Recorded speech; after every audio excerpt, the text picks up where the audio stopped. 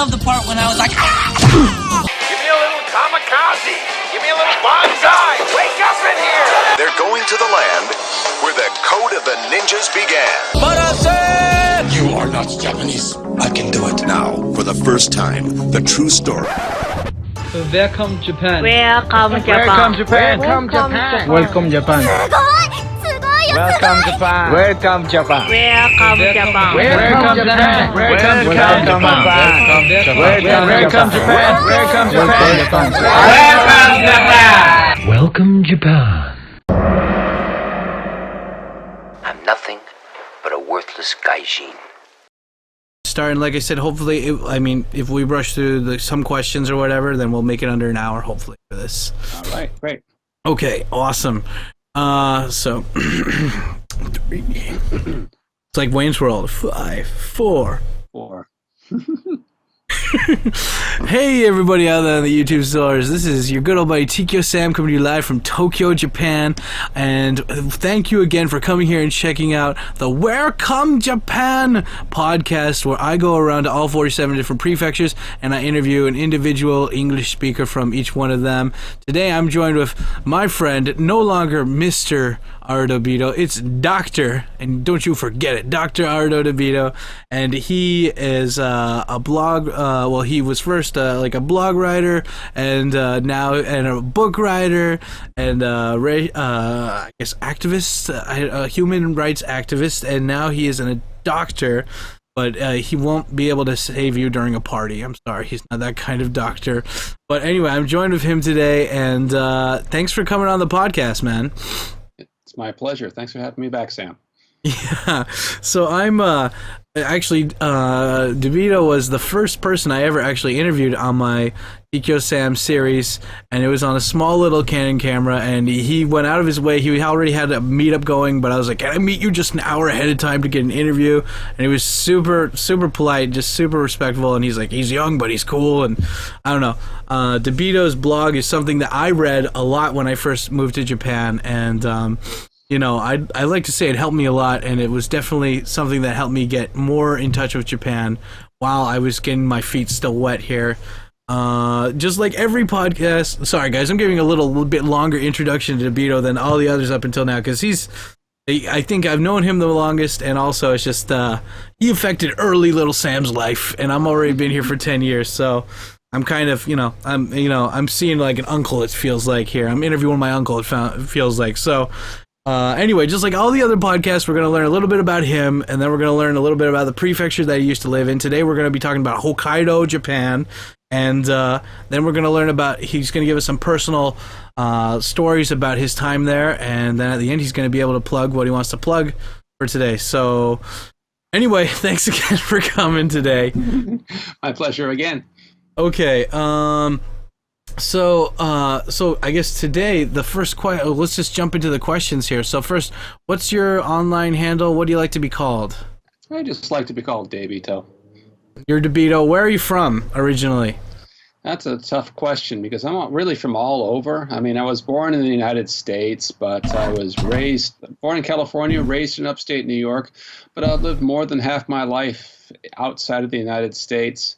I don't know how to answer that question when somebody asks me where home is, because if anything, it's the prototypical citizen of the world type of situation, I think.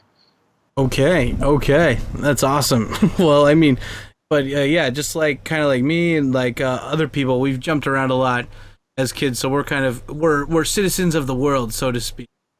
But Debito has a really interesting story about basically he was the first ever naturalized Japanese I got to meet person, and he's got a really interesting story, and but we're going to start off with all the fluffy questions like we normally do for everybody else. So how long have you been in Japan, like total? About close to a quarter century, 24, 25 years, something like that. Damn, that's awesome. And how old are you, sir? I just turned 52 3 days ago. Nice. That's like how old Walter White was, I think. Oh dear. Well, good thing we got health care. Oh, nope, wrong country.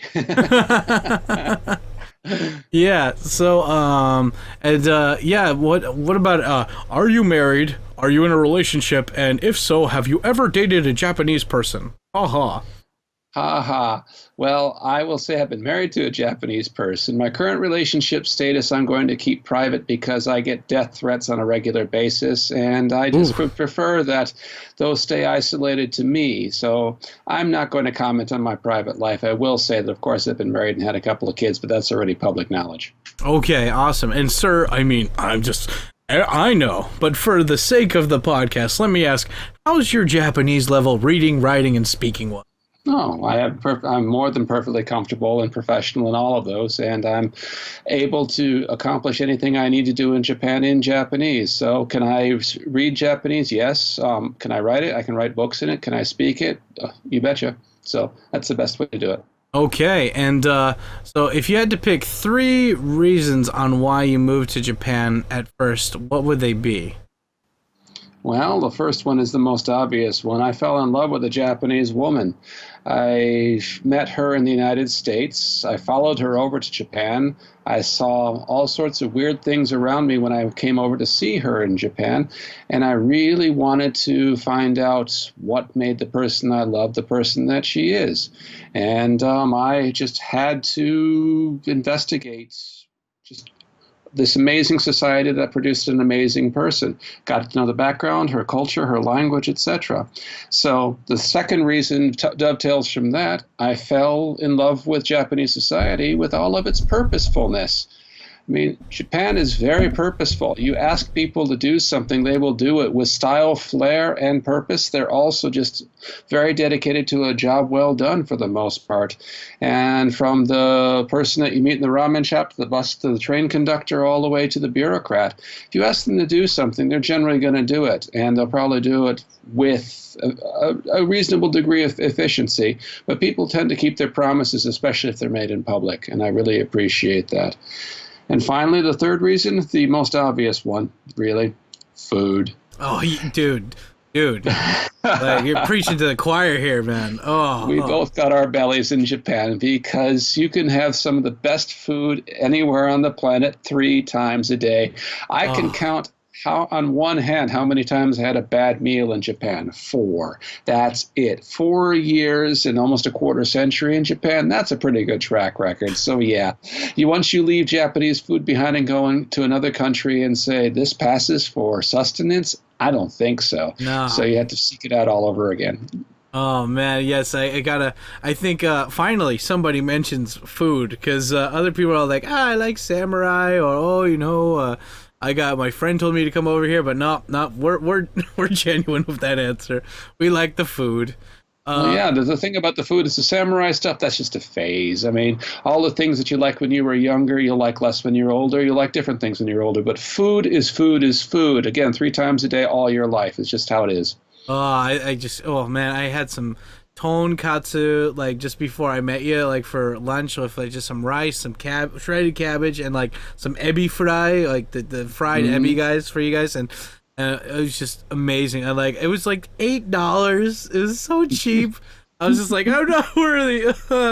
And no tipping. Yeah, and no tipping too. Oh man, that is wonderful, isn't it? I mean, I just cannot tip. I'm broken. I'm awful to the service sector because I just cannot tip anymore where I go elsewhere on the planet. And Japan is like, no, we don't want your tip. Why not? Oh, well, because it's just not done. Yeah. Okay. Right. Yeah. Well, what? It's I mean, when I'm in America, like I don't know, I do it out of like social obligation, or but I mean, because I've worked at jobs like that. But I mean, if the person's a total asshole, then yeah, I'm sorry, I'm keeping your $2, But that's, I hate the obligation. Having to do a math problem at the end of your dinner. I mean, yeah. No, thank you. So yeah, guys, that's like those are some really good reasons about why why anybody should move to Japan. So let's so now that we've learned a little bit about Debito, why don't we go into some prefectural questions? And so first off, how did you end up in the prefecture, or your job or whatever? Like, how did you end up in Japan? Or I guess Hokkaido was your first place, right? That's correct. It was, as I mentioned, I followed a girl to Japan to find out what she was about and what Japan was about. Yeah. She's a Dosanko. She's born and raised in Sapporo, and I followed her up there. The first place I went to Tokyo for a few days, but I had just flown in from India and via Hong Kong. I was doing a round the world tour, and I got dysentery when I was in India. I was a sad puppy. That does not sound kosher. Nope, I landed at Narita Airport, and it says, of course they have the sign saying, "Do you feel unwell?" It's like, yeah, as a matter of fact, I do. And so they followed me around Tokyo for the first few days, and then customs followed me around Sapporo too, and making sure to take. They would bring that little spoon for the stool sample thing, and they'd, and I just was not getting any better. I was losing a pound a day, and that's you want the diet, the dysentery diet, and going up. I did all of that and still managed to come off with a whole coat. Japanese healthcare did take care of me. They did get the dysentery out of me. That was my first 2 weeks in Japan. It was up in Sapporo, but it was in late July, early August, which is the perfect time to be in Hokkaido. Every place else in Japan is hotter than hell, except for Hokkaido, where it's basically like Hawaii, just about all year round. It's high temperature. Not really. We've had some humid days, of course, but you get a high of about 25 and reasonably dry heat and a low of about 18, and you can sleep with that. You leave your windows open for 3 months. You don't need air conditioning. You roll the windows down in the car. It is perfect temperature. You cycle everywhere because you can, and the days for the most part are sunny. Okay, so how did, sorry to cut you off there, but so no. You ended up there, but I mean, before you, because I know you probably visited Japan a couple times before you came here, right? Before you moved and actually lived and worked here, right? Yeah, I did. Okay. The first 2 weeks were that trip, the dysentery trip, shall we call it? Yay! And then I said, okay, I want to come back because she was beckoning me back. And as a young man of 22, what do? You follow your instincts, hormones. Right? Woo! Yeah. So I came back and I spent another year up in Sapporo, and I was working eikaiwa for a bit, and had a good time doing it, except that eikaiwa was just eikaiwa. There's not a lot of it. It was during the bubble era. Ceiling, right? Yeah, bubble era. I forgot that you came bubble here. Era. You came here during the bubble era, guys. Sorry, I'm gonna have to kind of segue this for a bit because I love talking to anybody who was here during the bubble era because it's nothing even remotely close to what it is right now. Please, can you tell me a little bit about eikaiwa during the bubble era? I mean, oh man, don't worry, guys. We'll get into the other questions here, but I really need to know this. Of course, this was in 87 to 88. I went to there first in 86. Yeah. Then 87, 88 was my time in the eikaiwa industry, and it was remarkable because taxis ran 24/7. You could go anywhere, do anything. I would just hold up my hand and money would fall into it. It would feel like you could get a man per hour working eikaiwa. $100 an hour, guys. Yeah, a man. And I was clearing easily 40, 50 man. No, probably more than that. So I didn't really keep track because I was just spending. I didn't really care. It was monopoly money to me at that point. I would go to a florist and I'd say, "Could you make me a bouquet for somebody's wedding?" And then I just drop them on. I just leave them on the table, and they just for somebody, I borrowed their vacuum cleaner and broke it. And so I said, okay, I better give them a nice big bouquet. And I said, "Could you make me a nice bouquet to make up for the vacuum cleaner? Here's 3 man." I basically cleaned out her store. She couldn't believe that. Here's $300, lady. It's for a vacuum cleaner. I don't sell vacuum cleaners. I know, just put all the flowers, make them nice and stuff, and say "Happy Birthday, Hiroko" or something on it. That's awesome. Silly me, but that was the sort of atmosphere that one had. People were not saving money. They were spending it as fast as they could because they didn't know how long the party was going to last. And every single night in Susukino, the party district of Sapporo, there were people basically going home in taxis. Taxis had to have garbage bags ready for people to throw up in every night. You would get home at 3 or 4 in the morning and go out and work at 10 in the morning again. And you could do that because you're in your early 20s, right? So I guess, but wow, that's Wait. So, but you're saying like you guys made a lot of money, but like, was the rent high too, or something? What about the cost of living like during that time? Wasn't that bad. I was paying at that time about 6 or 7 mon a month. That's Hokkaido, right? Not Tokyo. But So 600 or 700, but you're making like 4 or 5 grand a month. Like, wow. yeah, so you were able to save if you were smart, and of course I did save quite a bit, but because I had college to go back to.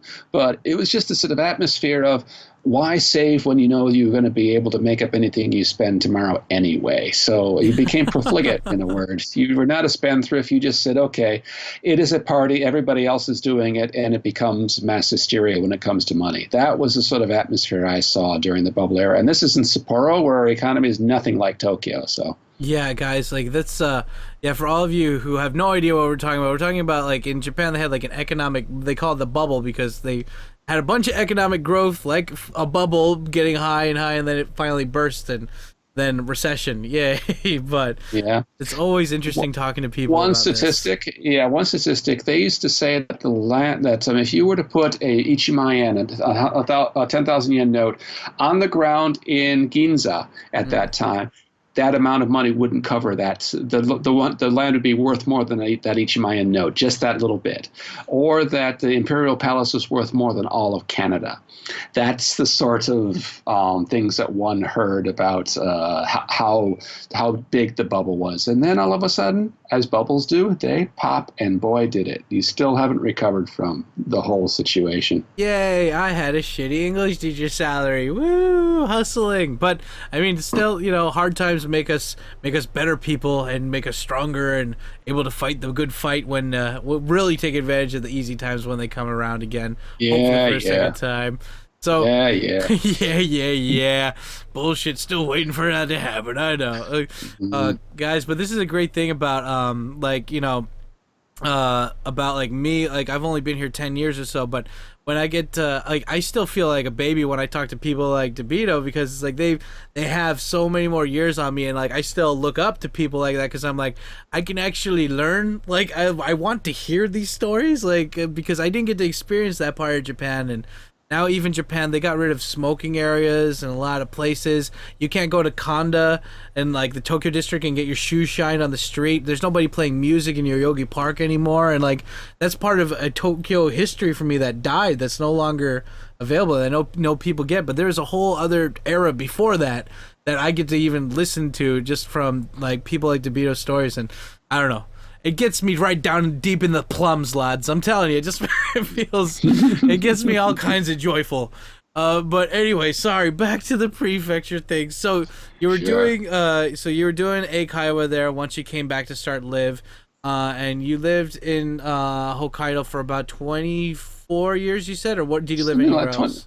I lived in Hokkaido for about 23 years, and 1 year I lived in Niigata Ken Nagaoka-shi. Okay, and we're gonna get into that story later on in the podcast. But first off, another funny, fluffy question that I remember. Actually, Debito was the first one who ever told me about this, and they're called. I don't know if you worded them as fluff questions, but basically, it's like, yeah, Debito was telling me a story about Junichiro Koizumi, the prime minister, and he's like getting interviewed at this press conference, and all these people are like asking really hardball questions, like right off the bat, and he's like, I don't know, like he's kind of stuttering, and then one girl's like, "How do you do your hair?" And he's like, "Okay, I can get that one." And so, well, can you retell that story really quickly? All right. I think you told the gist of it to your listeners. It was just a simple matter of Koizumi was just geared up to have some hard questions from a studio audience.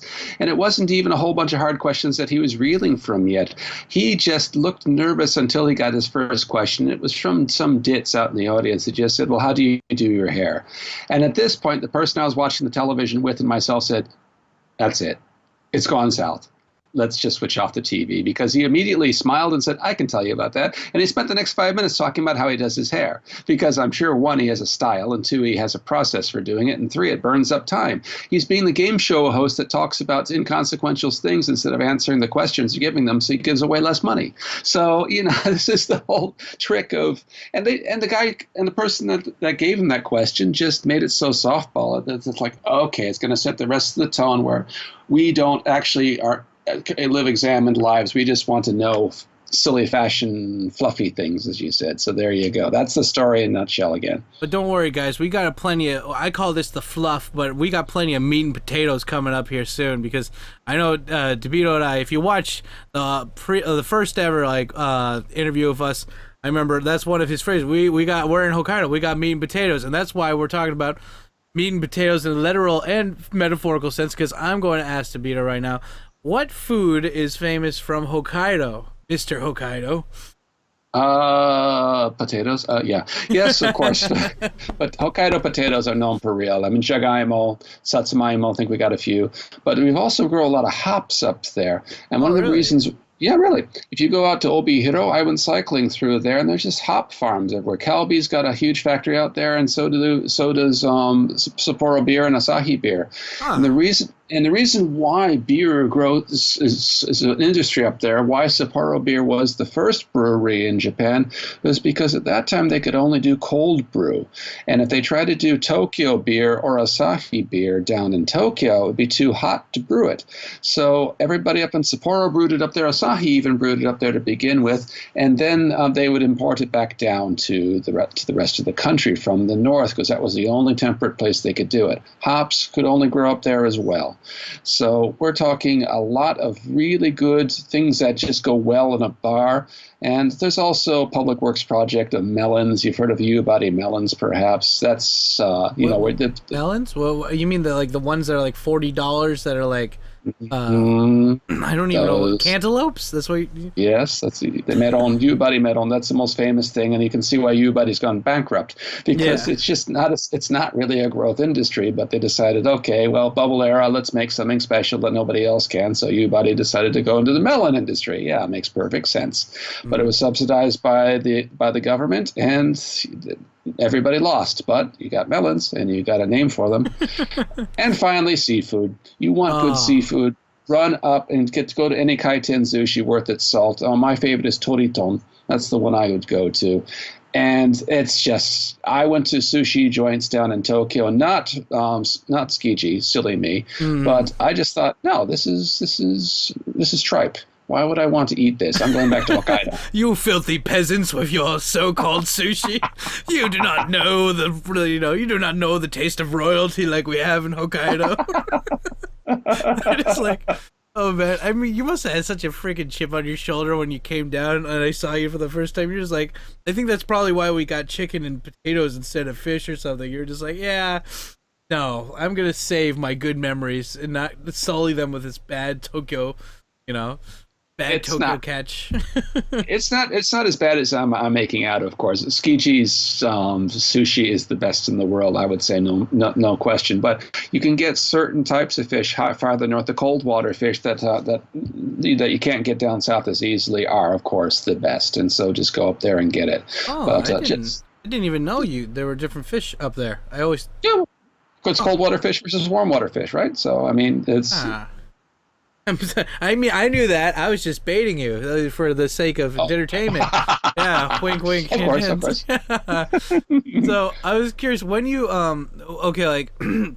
like now versus like before, when you lived there, what was your food diet like? Like, were you more like, I'm talking about like when you first moved there and stuff, like what was your diet like? Was it mostly Japanese or like half and half, like Japanese and non-foreign? Like, what was it like?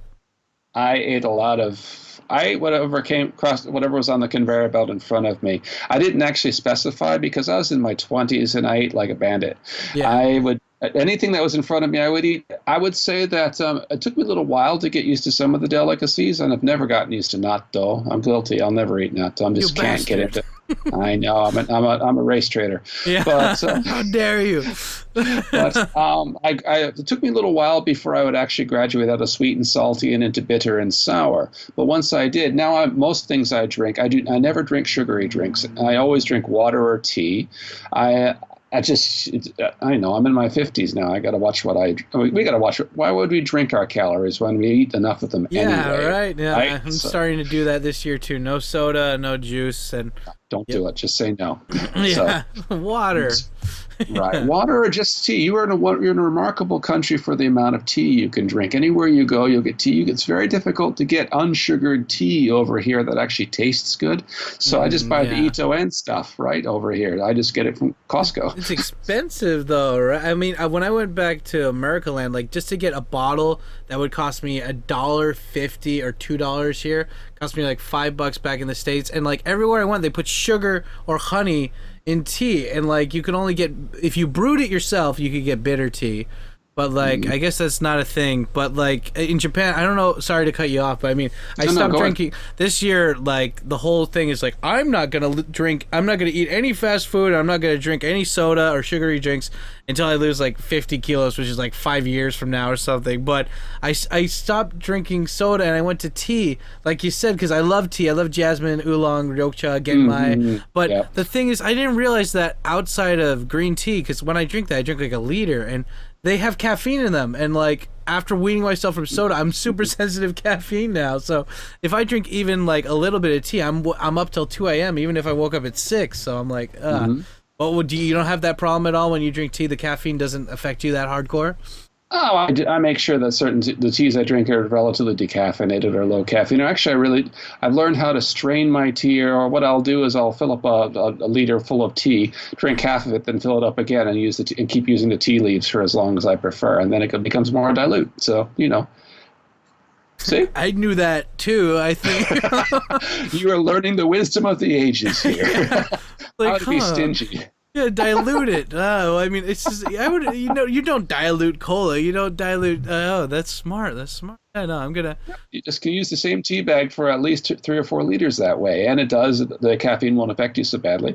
Just be careful of mugicha in particular. Mugicha is one of those teas that for some reason stains your mouth. I mean, you just will feel mugicha in your mouth all day. You have to make sure it's very dilute. Don't put something that's lent for 2 liters in a 1 liter bottle, because you'll regret it later. But tea. Yeah, it's a little condensed. Yeah, but so what about now is mostly like, 20 plus years later, is it more Japanese, or is it still like, is it different, that non-Japanese food? It's basically Neanderthal now. I've actually I'm not even going for starches. This is how I've had to wean myself off. You remember I lost all that weight, right? Yeah, you lost a lot of weight. Guys, you can't see him, but he's looking good right now. Well, thank you very much. Yeah. Yeah, I shed, I shed a good quarter of my body weight. But the way I did that was by not cutting out the starches. No rice, no bread, no potatoes. All of those things are no potatoes. No All potatoes. Anything that you're going to get at Mossberger is out. You got to cut down on the salt. You got to cut down on the sugar, no added sugar. All of those things that give you the spice of life, sort of thing. Or you just eliminate the sweet and the salty. So all the things I was eating at the very beginning, sweet and salty, because I was in my 20s, is simply not part of my diet in my 50s. It can't be, because I cannot. It's not sustainable. I'm going to die of something in my 60s if I'm not careful. You still eat stuff on occasion, though, right? Like, like wedding or something. You'll go and you'll eat some food or something like that, right? Yeah. They have to keep me. I bring a pitchfork, but shove it all in. I'm here. Last time I had a real meat binge was when I was in of all places. Oh my goodness, I'm blanking on the place. That's near to Shizuoka, Hamamatsu. Yeah. In Hamamatsu, I went to a Brazilian restaurant. I went to my favorite Brazilian restaurant with one of my friends, Bucky. And have you ever eaten a Brazilian restaurant? I don't know what Brazilian food is. It's like chicken or something, right? No. You kidding? Brazilian and Argentine food are incredible types of beef, pork, and of course chicken. Yes, you can find one of them in Shinjuku. In Shibuya. There's a nice place that actually will serve. If you get the whole thing, you will be surprised just how much meat you're going to get, and you will eat easily a kilogram of meat. So what I did was I made sure to fill up on salad. I got a whole bunch I filled up on the salad, then I started putting the meat in. But go ahead. Oh no! I was gonna say, do you remember the name of the place? I'm taking notes, guys. I need the Brazilian meats, like a Shinjuku. Actually, Shibuya. Sorry. Oh, okay. Yeah. It's a first floor or a basement place. It's quite a big place. They do have Brazilian dancers there on certain nights of the week, if I remember correctly. But we went there for a sort of brunch type of thing. This is an all you can eat for like 3,000 or 4,000 yen. Not exactly cheap, But if you're looking for that, if you want to try Brazilian food, I was really impressed with it. So just look at Brasileiro Jori and Shibuya, and you should be able to find it. Okay, yeah, because what is it? You know, a lot of people, I notice, like they'll either come here and they really love Japanese food and they kind of like stick with it, or like they eat it, but then they now eat like more of kind of like a Western diet, or like, you know, Southeast Asian or wherever. Like my buddy who's been here almost as long as me, like probably like 12 years or so, he loved Japanese food at first, but he's American and now he cooks like nothing but Thai food for some reason at his house. He's like, I need like green curry every day of my life kind of thing. I don't know, but me, I love Japanese food. I love natto. I hate umeboshi. Can't stand it. Umeboshi is fine. It's just, I don't really look at food in terms of nationality or origin. I look at it just in terms of, what do I want to eat today? Do I need meat or not meat? Okay, if it is meat, what kind of meat? What type of seasoning? Do I want a curry or do I want pad thai? One thing I've really gotten into over here is pho. Has pho made its appearance in Japan properly? The Vietnamese noodles, right? Yep. There's some places. There's one place in Shibuya that my students said to go to, but I haven't checked it out yet. They're not really around, I think. Like, you go to Ueno or Shinjuku or Shibuya or Ikebukuro, I haven't really been seeing any, but those are like lemongrass noodles or something, right? It's incredible. I think it's better than ramen because the noodles are light. There's lots of vegetables, and you spend the day sucking the lemongrass out of your teeth. It's just a wonderful feeling afterwards. That's their dessert. So very much recommended. Go get some pho and go get some Brazilian food. If you haven't tried them yet, you don't know what you're missing. Okay, awesome, guys. And so now that we got food covered, why don't we go and talk about some cool places, nature, whatever, city, work, etc. with Debito when it comes to Hokkaido? Because unlike a lot of people, Debito, I first started reading his stuff more about his like lifestyle stuff in Japan, and I don't know. I thought there's a lot, but when I told Debito for the first time, I was like, yeah, I read all your bicycle chronicles, man. He's like, you read those? Like, why? I'm impressed, still am. Thank you. I liked it because I remember specifically you said, like, you're like, I love Hokkaido for bicycling, but not Kyushu, because Kyushu has a lot of ups and downs. And I remember you said Hokkaido's at least flat and like sustainable for long-term biking. But I always thought that was crazy because you're like, it isn't like a casual 2-hour bike. You'd go for like biking treks and camping. And so could you share with us some of like your favorite places in Hokkaido? Nature, city, whatever. We'll start, since you mentioned the cycling, let's start there. One thing I would do in the summers, because as I mentioned, they're perfect. I would cycle for example, I would start at I said, I'm bored, I'll just jump on my bicycle now. I'd pack my tent, I'd saddle up, and I'd leave about maybe midnight, and then I'd cycle up to Sahikawa in the middle of the night with just taking the roads. And I would arrive at Asahikawa by about 11 o'clock in the morning. So in other words, I was cycling for about 12 hours. But it's incredible to watch the sun come up. It's incredible to hear the noises of the woods. The air is very fresh as you get out there. And I've cycled maximum in one day 200 kilometers from 5 a.m. until 8 p.m. one day. And that was over several hills between Erimo Misaki, which is in one of the southern tips, all the way back up to Namporo, where I used to live. But I would say that if you want to take a bicycle trek, you can choose any terrain you want. As you mentioned, Kyushu, you didn't have a choice. You'd go up, around a corner, over a mountain, and then you cycle down, you're getting, oh, great, I got all the speed, and all of a sudden you reach this inlet, and guess what? You got a traffic light. Stop. And then you've lost all your momentum, and then you got to go up again, and then you go around, and oh crap, another traffic light. At least in Hokkaido, all you have to do is just stay on the coastal roads if you don't want any hills. There are actual coastal roads right along the seashore. You don't want wind that day, you go to the place where the wind's going in the direction that you want it to. But you can cycle easily 1,500 kilometers around Hokkaido just by following the coast. Probably more than that, but that's what I've done.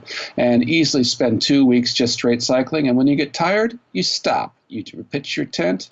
And if there's campgrounds, or you just go to the beach, or you can I've slept on the beach before, no issues. I've slept in meadows before. But there's always a convenience store somewhere, and there's always an onsen at the end of the day. So if you're really into cycling, make sure that your seat is well padded and take a tent with you. But I would say, I mean, it took me 3 days to cycle between Sapporo and Wakkanai, the northernmost city, for example. And that's taking coastal roads. Very, very much worth it. I could probably do it in 2 if I was really motivated, but I said, I don't feel like it. The wind was against me that day anyway. So that's the first thing. Go to the Hokkaido Outback for the second thing. The Hokkaido Outback, I'd say, places like Monbetsu, Abashiri, Nemuro. You don't really know what you're getting until you get out there, but you're amazed at just how much distance there is between everything. If you're not cycling and you go by car, it's easily 80 kilometers between settlements of any repute.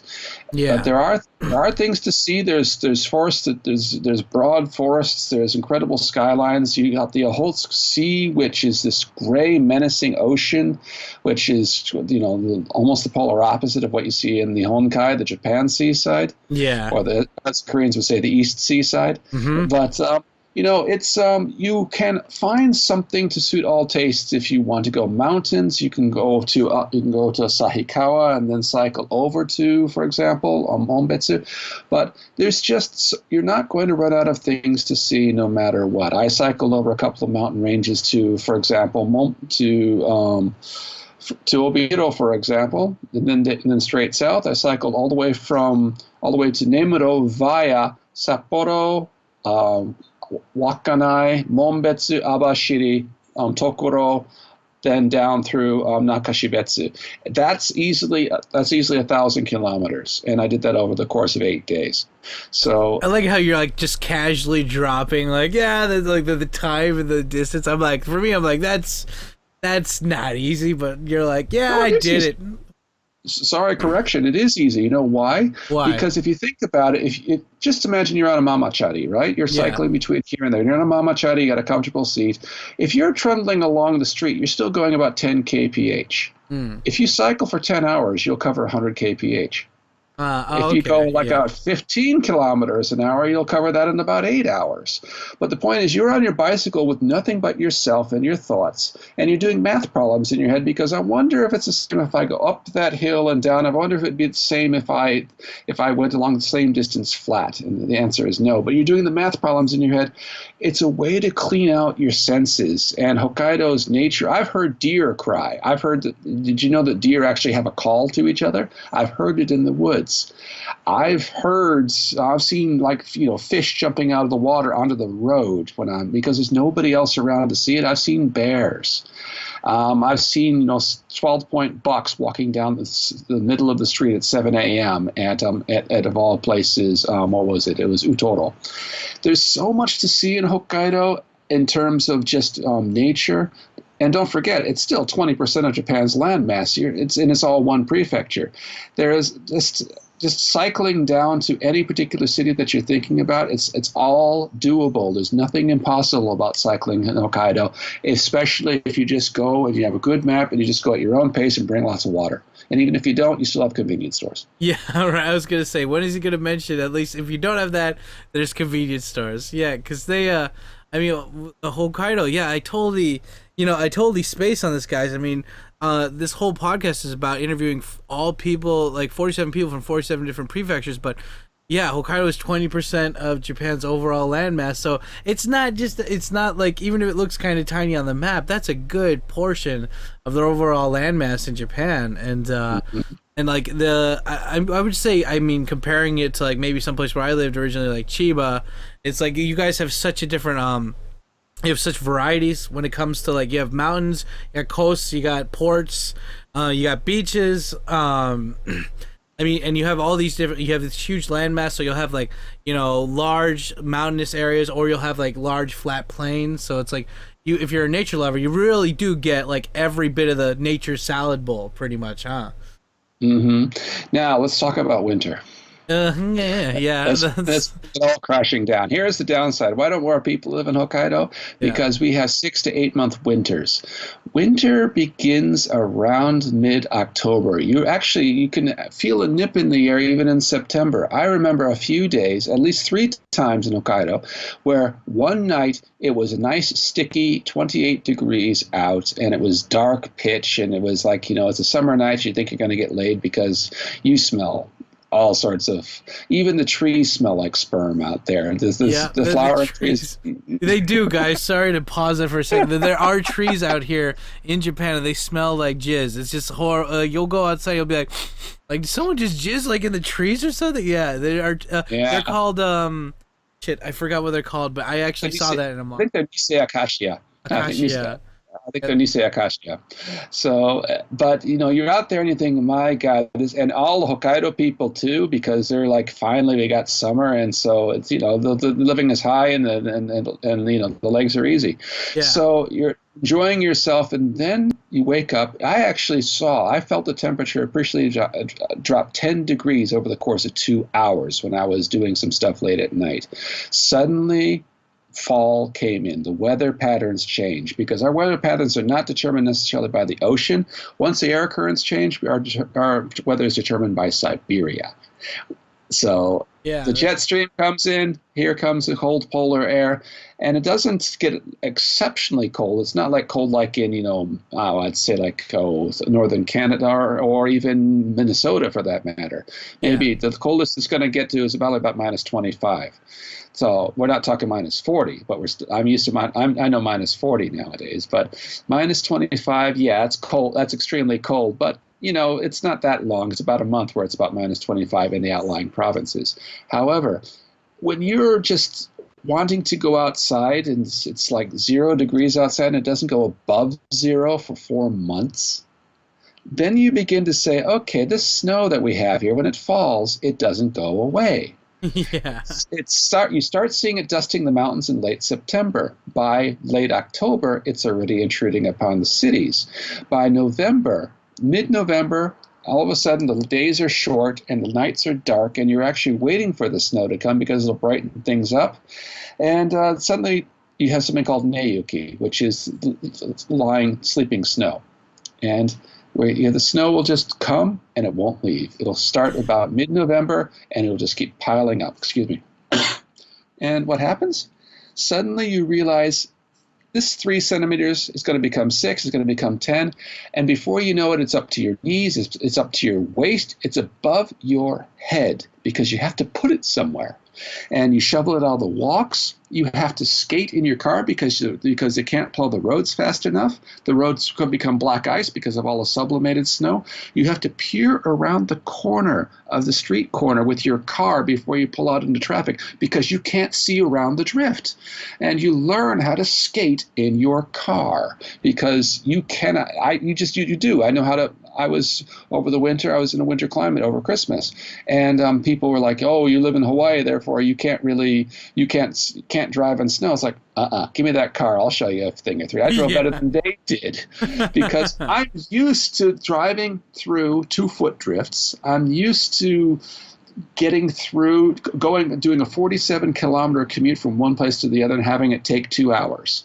When I'm used to it taking maybe about 30 to 40 minutes, depending on the traffic. Yeah.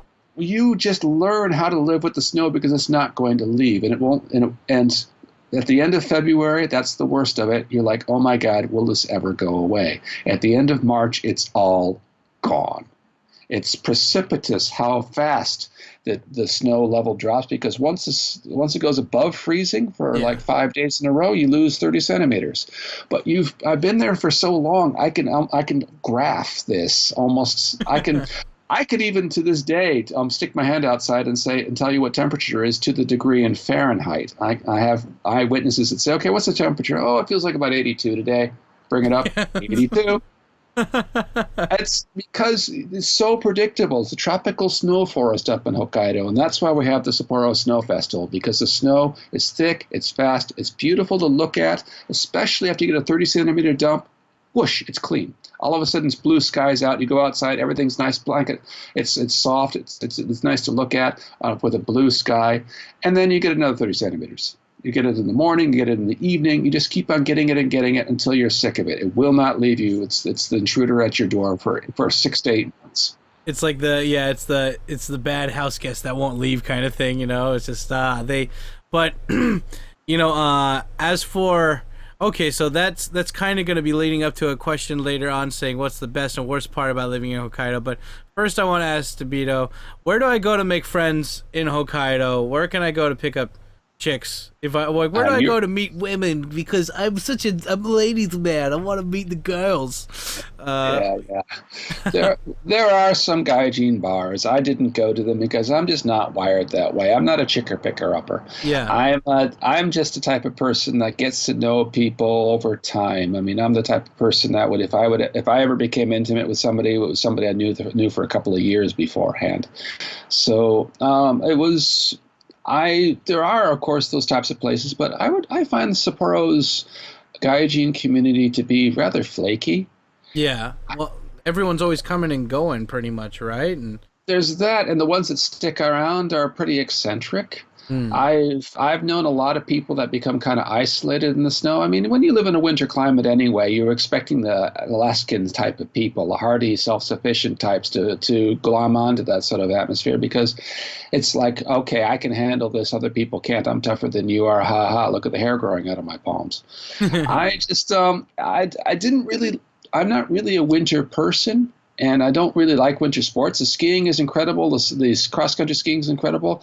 I didn't do really much of any of that because I just found it to be, why would I want to put on a spacesuit just to go outside? People that do that, snowshoeing and all of that, they're a different type of people. When it comes to picking up chicks, again, I didn't. I know some people that say it's incredibly easy in Hokkaido to do that because Hokkaido has apparently almost everybody I knew that was stationed up in Hokkaido in the military or in the Democratic Corps got married to a Japanese woman sooner or later, and from Sapporo because apparently they're just nice, clean, middle-class people. But, of course, Hokkaido's got the highest divorce rate, too, so I think it's easy come, easy go. Well, I mean, where did your friends that were like that, I mean, they don't necessarily have to be gaijin hangouts, but, I mean, like, where would, like, somebody who doesn't speak that much Japanese, like, where would you suggest going to for, like, social meetups or anywhere where, like, they could just meet up and it's not under the guise of, like, a company picnic? Like, aside from, like, gaijin hangouts, I mean, like, any events besides the Yuki Matsuri or whatever, where it's just like, hey, I can meet people here. All you can do is latch on to somebody who's already there and have them take you to the place du jour. There's TK48, if I remember if it's still the correct name, which is in Tanaki-koji. There's a gaijin bar, which is run by Fred Kaufman, who is a colorful character, and people either really like him or really dislike him. I fall into the latter camp. And there's a place called the Gaijin Bar. That's really what it's called. Or really? It's actually called in Japanese Fudio Gaijin no Su. Oh my God, that's awesome. Yeah, he's actually officially named it. This is again Fred Kaufman's spin-off bar. He has one place that he wants to serve Japanese at, so you can actually hit them with a large cover charge, and one that's for the gaijins because they don't want cover charges. And so he says, you don't like the cover charge, go to the gaijin bar. But it's actually called, it's in English, there'll be a sign up that says the gaijin bar, and in the Japanese is Fudio Gaijin no Su, as in the nest of evil gaijin. Yeah, the nest of evil gaijin. Yay! That's where girls go. They want to pick up to those three places as far as I know. But it's been a while, and bars come and go. I mean, you can bars go bankrupt so often in Susukino, for example. You can probably go to one every night, and you'll never run out of them because even after 365 bars, there's going to be 365 new ones that have opened up in the interim, right? And so 360 more that have gone bankrupt.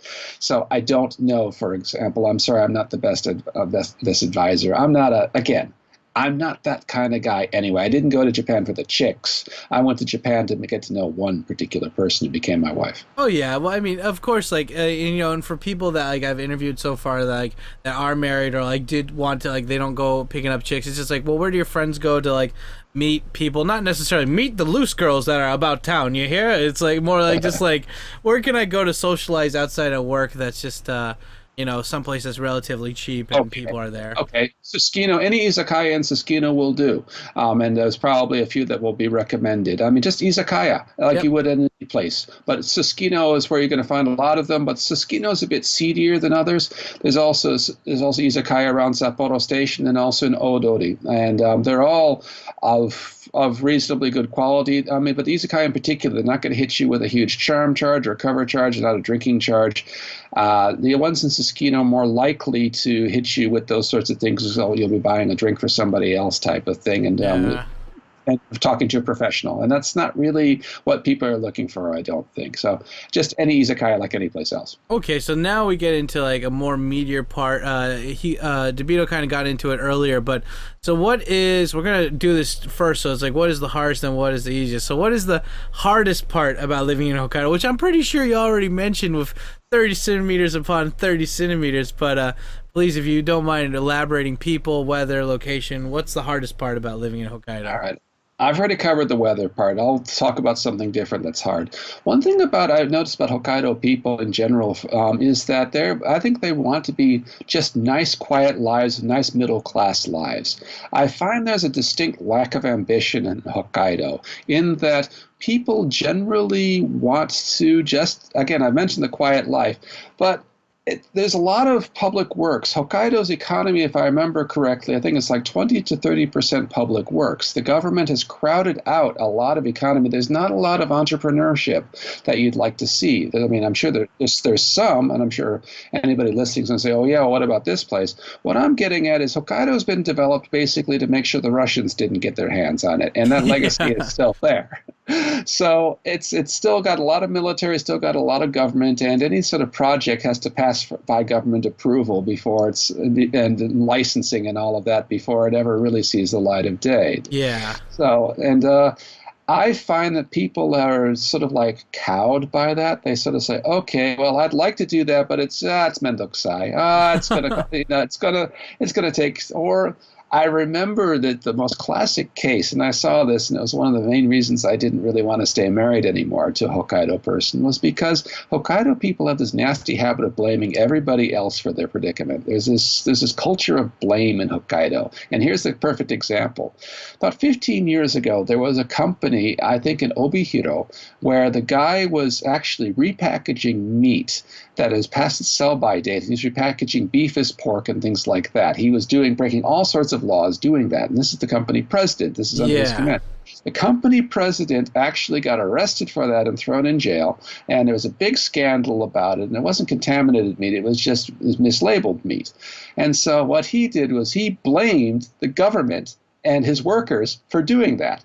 This is the company president who ordered this, and he's blaming somebody else. And I just I heard that and said, yep, typical Hokkaido person. You can't take responsibility for things yourself, so you'll just find some way to blame it on the elements or on the bureaucracy or on somebody else simply because it's a reflex. I didn't, just not being able to take personal responsibility for one's own action. I saw time and again, not only in the family I used to be a member of, but also in people around me, because after all, it's easier to blame somebody else and live a nice, quiet life that way than to be ambitious and also to take responsibility for something. And that's really the downside. I mean, I love being with Hokkaido people. I've learned Hokkaido Ben. I love talking to people. We talk about very silly things. I met a really tight bunch of people that I go out drinking with every month. I still am in touch with them, even though most of the time when you move, you lose your friends in your previous place. I haven't, and that's one of the nice things about Hokkaido. Just that trying to... It's not difficult to break the ice with Hokkaido people. They're not Osaka-jin, to be sure, but they're not in such a big hurry as people are in Tokyo. They're not always too busy to do much or have any fun. Now, people in Hokkaido do have fun, and they do have leisure activities. But the lack of just, I would say gumption, the lack of ambition to try to do something that is different from everybody else without it being passed off as an individual eccentricity. I would love for people to say, okay, guess what? We're going to actually create our own industry and not worry whether Tokyo cares about it. Yeah. You're not going to find that in Hokkaido to the same degree. There's even Hokkaido Ben itself. When I would speak Hokkaido Ben, people would try to hush me and say, stop talking like a country bumpkin. And I said, no, this is your accent. You talk like this at home. And why aren't you proud of it? He says, well, because it makes us look bad in Hokkaido. He says, people in Osaka don't follow Shoujungo, and they're proud of it. Why can't we do that? Oh, but you see, it makes us look bad. It does not. But that's the whole thing about faxing Tokyo and waiting for instructions. That sort of thing even comes down to Hokkaido Ben. It's not until you get out into the countryside where people will talk Hokkaido Ben right back to you. I'll say Oban desu, and they'll say Oban desu. It's like there's none of this. So like, ooh, gosh, you speak Hokkaido Ben. Where's this guy coming from? Yeah. So sorry. One more thing. One more thing. I promise. It'll be short. I went cycling with one of my friends from Tokyo. He spoke to. We stopped at the garage to put some air in our tires. Mm-hmm. He talked to the person at the gas station. They didn't give him the time of day. I clicked in the Hokkaido Ben. They gave us the air in our tires. But he was speaking Hyojungo, and he was speaking polite, respectful Japanese to people that were older than he was. And they were just like, who's this chump? Whereas I did it, and I was a bit older, and I looked the part, and I also did it in a nice sort of like, I spoke the lingo, and they were cool with it sort of thing. And I realized, it does matter if you speak Hokkaido Ben in the countryside, because people respect the fact that you're not only trying, but that you've mastered it. That's awesome. Yeah, that's funny that you mentioned that too, because I remember when like I think somebody like brought it up on like either Facebook or another website. They're talking about like how my Japanese wasn't that good or something, and you're like, like I've met a lot of speakers in Japan. Like, say I might not be the nicest sounding, like most kirei na shaberikata na hito, or like that's most like polite person out there, but he sounds like you put him aside next to like any comic book character. And he's gonna, he'll be able to stand up to stand on par of him. May I add to that one thing for your listeners, Tkyosam and my first debauchery evening that we had was under the bridge in, of all places, by the FCCJ. Do you remember this evening? I'll be surprised if you did, because you drank a lot. But we were talking with these complete strangers, and this isn't not Kabukicho. Where's the FCCJ? Yurakucho, yeah. Yes, we went out drinking in that place with all the movie posters under the bridge there, and it was just like it was this dive bar, and it was awful, but it was cheap. Yeah. So we were drinking away, and complete strangers, it's about 2 a.m, you start speaking in anime Japanese to them. They took right to you. They were smacking you upside the head. They were like punching you. They were just like doing all this because you developed a license with them with mastery of language that they thought was not only impressive, but was actually endearing. So then they took one look at me and realized they can't do the same thing to me. 1, I'm older, and 2, I gave them the evil stare that says, no, I'm not going to let you hit me. Yeah. But Tkyosam was just like, this is the point when I said, okay, this dude's got a lot going for him because he's actually done his homework. He's learned a lot about the Japanese language before he even got here. So I was really impressed with that. Yeah, that was fun. I remember like what is it? People are just I'm thinking of like Debito and his friend going to this gas station. Probably like some of his friends maybe trying to be like moshi wa arimasen. Yeah, that's what 僕のタイヤに茎を入れていただけませんでしょうか or something, and I'd be like that. Yeah. And so like he's like, huh? It's like, いいか? いや、ごめんよ。ちょっと、我々のタイヤに空気入れてくれる? 入れてちょうだい? いいか? いや、どうもね。いや、よろしくね。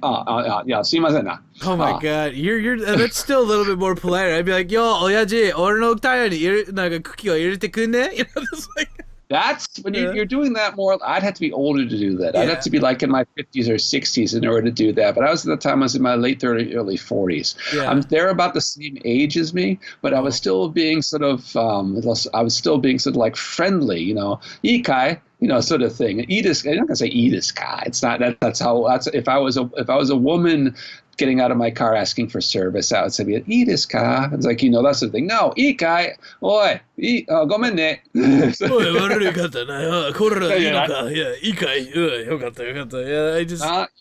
can do that. I can't, and I won't, because it's just not my style. But that's how I did it in Hokkaido, and it worked.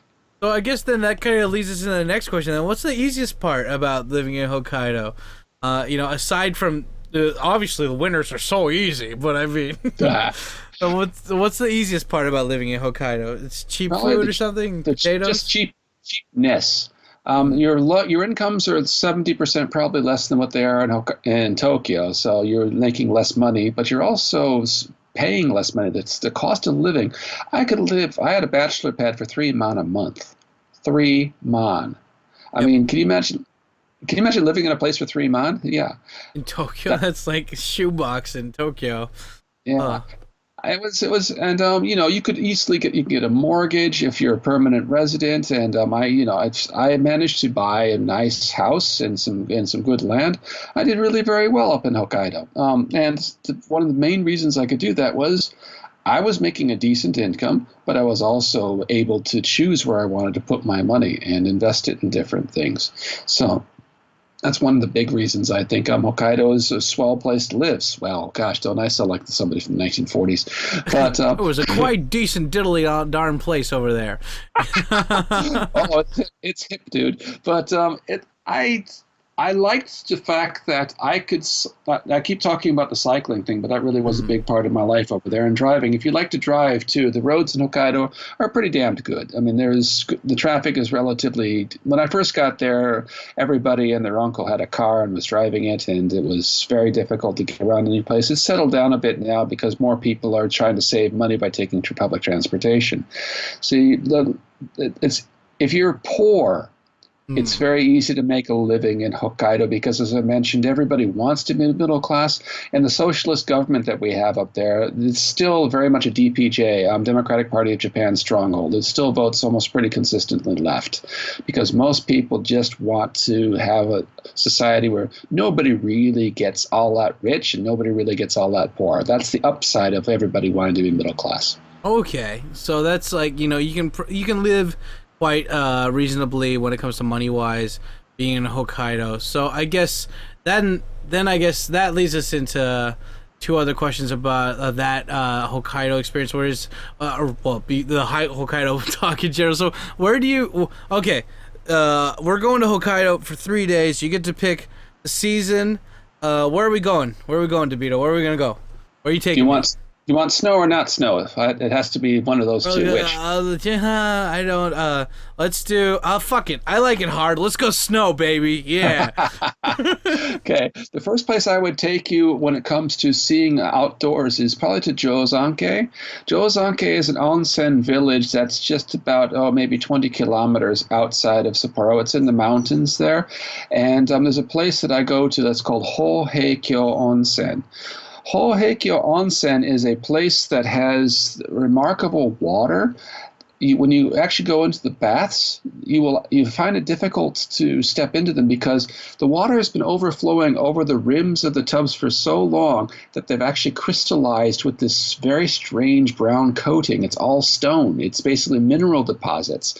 And the water is not heated artificially, and the mineral deposits will seep into your skin, and you'll feel as though you've got a capsule of heat around you for the whole day. Sorry, wrong pipe. See, gosh, those mineral deposits, I tell you, they're crystallizing in my pipes. I'm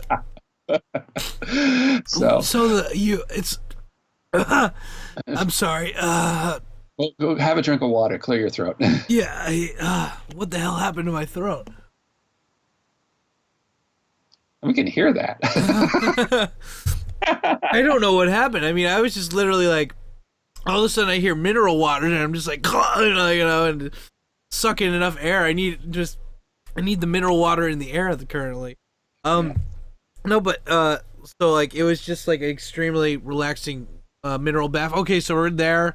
What are we doing? What's next? I want to. Just to finish up the scenery up there. You see the mountains, and again, it's a different kind of snow up there because you're in the mountains this time. Sapporo is basically sea level. When you get up there, it's about maybe 1,000, maybe between 800 or 1,000 meters, and the snow there comes down. It's at least 10 degrees colder up there, and the snow when it comes down is much more crystallized. You can actually see it in the light when you're sitting outside. It's a rotemburo. You can sit outside, and as I mentioned, even though the water is not boiling hot, the minerals seep into your skin and create this very strange artificial coat of heat around you. And you'll sit in there and you'll watch the snow fall. You'll pick snow off the rim, etc., and just sort of make snowballs and throw them at each other. You can bring beer in there. They don't mind. And Yeah, I mean it's one of the reasons why I had the lawsuit, right? It wasn't there, I sued, but we want to take this bath. Yeah, So right. We need this mhm, bath. we do, and then after that you go down and they have Indian curry rice made by Nepalese in their kitchen. Oh, wow. Okay, that's a good. I haven't seen that combination yet in Japan. Sure. Heikyo Onsen. It's in Jozanke. Go and take a look. That's the first place I'd take you. The second place would be down Sapporo, where you can go not only, well, it's winter time, so you'll get the white illumination around Christmas time, and then you'll watch the snowmen being built for the Sapporo Snow Festival. Now, for anybody that hasn't Googled it yet, go and take a look, just do Sapporo Snow Festival and hit images. You will see snow statues that are the size of city blocks. It's that much snow up there to begin with, but you can actually see the self-defense forces building them if you get there before the first week of February.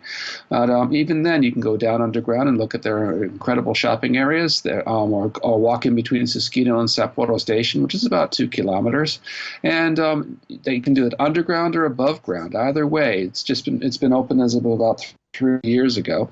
It's a delightful place where there's plenty of things. It's just a nice, well-fed, reasonably well-groomed. I'm told that these Hokkaido girls look a little chubbier than what you'd see down in Tokyo, but who can blame them with the long winters and the good food? And who doesn't like a girl with a little bit of chunk on her? Am I right? I mean, come on. I don't mind. Yeah. I'm not shallow Hal here. I go beyond that and say, Yeah. okay, is she good to talk to, and can we snuggle after? Yes, so those right. are the two things, right? Okay. So, all right. And the third place I'd probably take you is off for a drive to some place you'd want to see outside of the city, whether it be over to, for example, to see Yoteizan, which is Ezo Fuji, the Fujisan of Hokkaido, which is about maybe 2 or 3 hours drive away from Hokkaido, sort of south and west. Or I'd take you up north to Asahikawa, where there's really not much to see, but there's BA and and you can see Asahidake and other places, and the mountain ranges that make up the Asahikawa area, which are pretty remarkable. Or if you wanted to see some bitter cold, I'd take you out to Obihiro, which is about a 6-hour drive over across the Hidaka Mountains. Or if you wanted to really see something interesting and you were there in February, I'd take you all the way out to Monbetsu and show you the ice flows.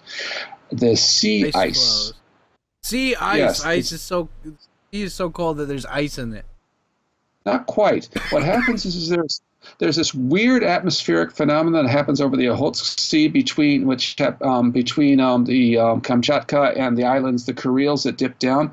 The water there doesn't churn as much as it should, and so the water just keeps on turning into itself, cooling it down and actually making sea ice flows out there. You can't see them all year round. You have to actually look at the newspaper because they're by satellite to tell you when they're actually going to make landfall. But between one night and the next, you'll have this gray sea with nothing in it but bitter cold and wind blowing right off it and freezing your nuts off.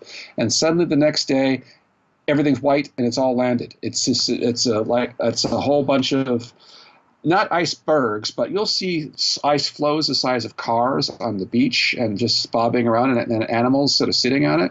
And the wind's even colder off that then, because the breeze just blows off the white. It's all of a sudden the sea is just pure white. It's not frozen through because it's not. It's just everything's bobbing, and you can take an icebreaker out there and have a good look at it. But out there's just some interesting things to see. I would stay away from Wakanai because unless you want to see the end of the world, there's not a lot to see in the city itself. Yeah. Nemuro, you can see Russia from there. Oh yeah, you can actually see the Russian. One of my viewers, he actually moved he moved to, I think, that area, and he's like, I can see Russia from my place. Yeah, better than Sarah Palin. And you can actually see Kunashiri. You can't see Etodofu, but you can see the bottom part of Kunashiri, and you can see Shikotan and the Habamai rocks. So especially when it's wintertime, when there's no haze, it's all very clear. You look like you could almost swim out there. So those are short and far flung. If you want to get to Nemuro, it's about an 8-hour drive, weather permitting. But do they have penguins? No. Penguins are a South American phenomenon. They do have them up in the Asahikawa Zoo if you want to see, and they do have them in the Sapporo Zoo, but I don't like zoos. Yeah, no, okay. Zoos are kind of depressing. Yeah, they, but, okay, because I was wondering, like, wasn't there oh, okay, well, we're gonna, actually, because this is coming into awesome, because, see, the thing is about Debito is that he's like Tkyosam, he's got tons of stories, and they're all friggin' awesome, so, but before we, yes, yeah, hey, I'm not sewering any Goma over here, I'm not grinding your Gomas, this is serious talk, but, before I get into personal stories, I just want to know, so, where would you go to hang out when you weren't at home, when you were in, I mean, like, it was a long time, but, I mean, where are some places you would go to hang out when you're like, okay, I'm not getting any work done here, I gotta go to Starbucks or something to, like, work on my computer? Like, where would you go that wasn't work or home to hang out?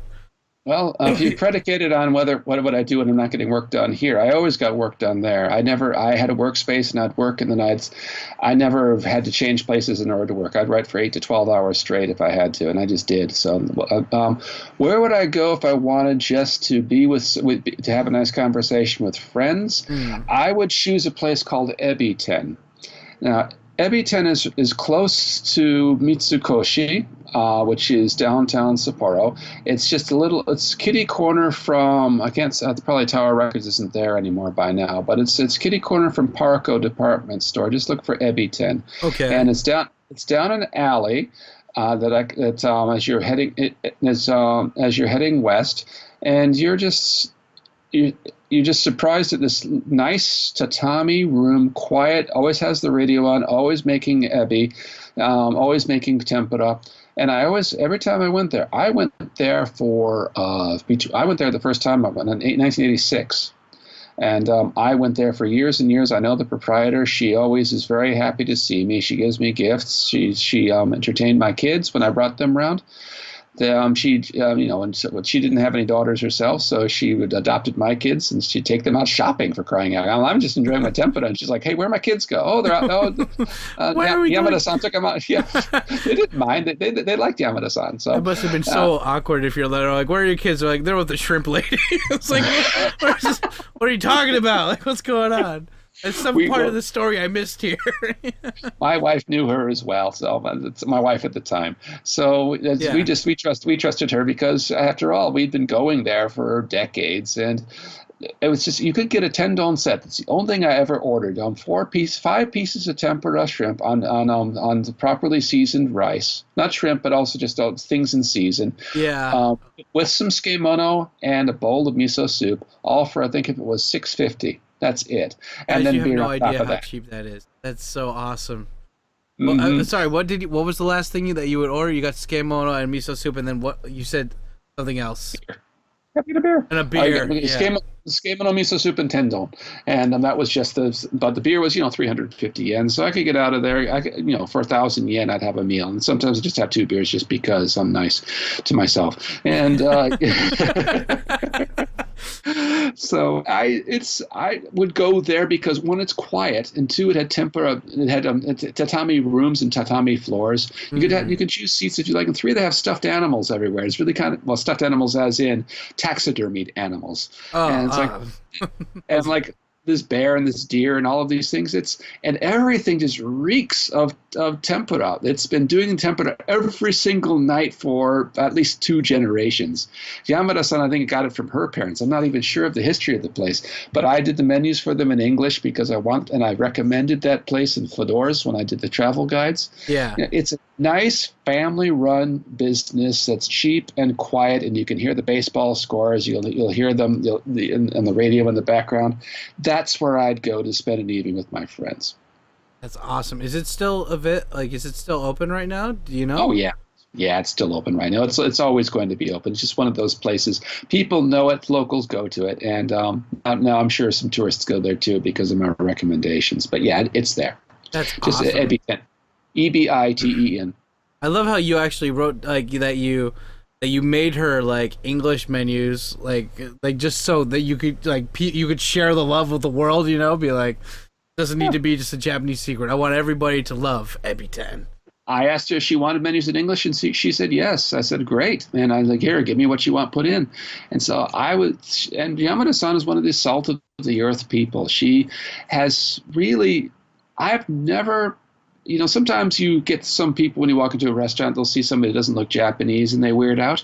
There's never, even when I first went there was never even an inkling of that. Even when I was starting to learn my Japanese, she was just very tolerant and she was very patient and she let me get the words out. And then by the time I became fluent, she was just like, "What took you so long?" Yeah, I was waiting for you. You took long enough. That's awesome. I still get weirded out when I talk to my friends from back in Chiba and they're like, there was a time when I couldn't talk to you, Sam, but I was like, I don't remember, but they remember so fondly. Like now it's like I speak, so I'm like, what did I sound like? They're like, I don't know, just like you now, but a lot worse. I'm like, yeah, that's good, but yeah, you're a different person because you can express yourself and you can show you're a much more complicated character now that they can actually communicate with you using a language and using a diction that they understand. I mean, you're a different person to them. Completely, of course. It's great that you can it's like a connection that grows so much more, it's like a knot or something, just inner deep, it just gets so much more complicated, but luckily for the better. But that also brings us to the fun, happy, super rainbow covered chocolate awesome fun story time, because like I said previously, Debito's a guy of a million stories and I haven't even broken the surface of all the ones that he has here. And so if you do have any fun or interesting stories in Hokkaido, please feel free to share. I know you got a million, so feel free. This is your platform. You can tell us some fun stories about Hokkaido, even not so fun stories, but learning lessons and stuff. Feel free. I can do that. Yes. All right, here share. comes one. The day I naturalized, when I took out Japanese citizenship, I remember I went to when you get your Japanese passport, you go down to the Legal Affairs Bureau, the Homukyoku, and you present your documentation, and they finalize it, and they give you your documentation to take to your ward office, so you can get yourself a koseki or a family registry. So I went to I got that. I'm like, when I saw somebody what was his name? Donald Keene got his. Apparently there was a big lineup of people applauding him as he went through, and there's a picture of him very animatedly and excitedly, happily going and saying, "Yay, I'm a Japanese now," type of thing. Good for him. But it didn't happen for me. It was sort of like everybody's like, "Yeah, you got your documents." Wait, isn't there a ceremony or something? No. Oh, that's it? Yep, there's your documents. Off you go. Yeah, good for you. Change your life. In other countries, they have an honor guard. They've got a judge will read off why it's important to become a citizen of this country. Those sorts of things. Well, so I just sort of said, okay, well, that pissed on my firework. I guess I'll go over into the ward office and just do my thing. So I drove back up to Sapporo, where I was living at the time, and filed my paperwork. And they said, okay. And they knew who I was by then. I'd been living there for a little while. And they're like, okay, great, congratulations. So I'm waiting there. And these two people in plain clothes come up to me and say, "Hi, we're police officers." I'm like, "Yeah, hi, how you doing?" He says, "Okay, well, we heard that you naturalized." "Yeah, I did. Word gets round, huh?" He says, how did you know?" "Well, we called your home, and your wife," my wife at the time, "your wife told us that you'd be here." Okay.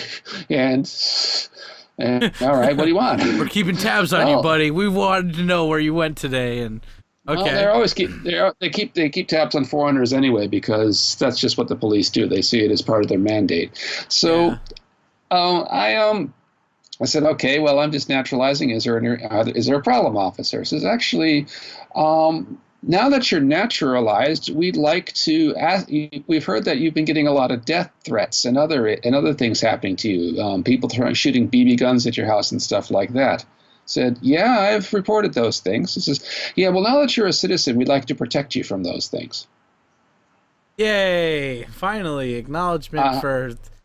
Yeah, Am I supposed to say thank you? Well, you didn't file the correct. You always have to be honest. You have to always file the correct paperwork. You weren't filing it. We can't do anything until you get the red stamp. You didn't get the red stamp yet. You didn't make your fours in the proper shape, right? You didn't, unless, as opposed to, you can't make them look like a triangle with legs. You've got to actually, it's like, oh, you got to be kidding me. So anywho, I'm like saying, okay, well, thank you for your support. Yes, those things have been happening, and here's, all right, then, well, you'll have to talk to my wife about that, because she's the one that receives the phone messages and is at home when these things happen. So, okay, and they said, okay, and also another thing, yep. All right, we're also on the lookout for illegal foreigners in Japan. So do you happen to know any Chinese? Maybe they just wanted to know a good Chinese food restaurant and were at the same time thinking about foreigners.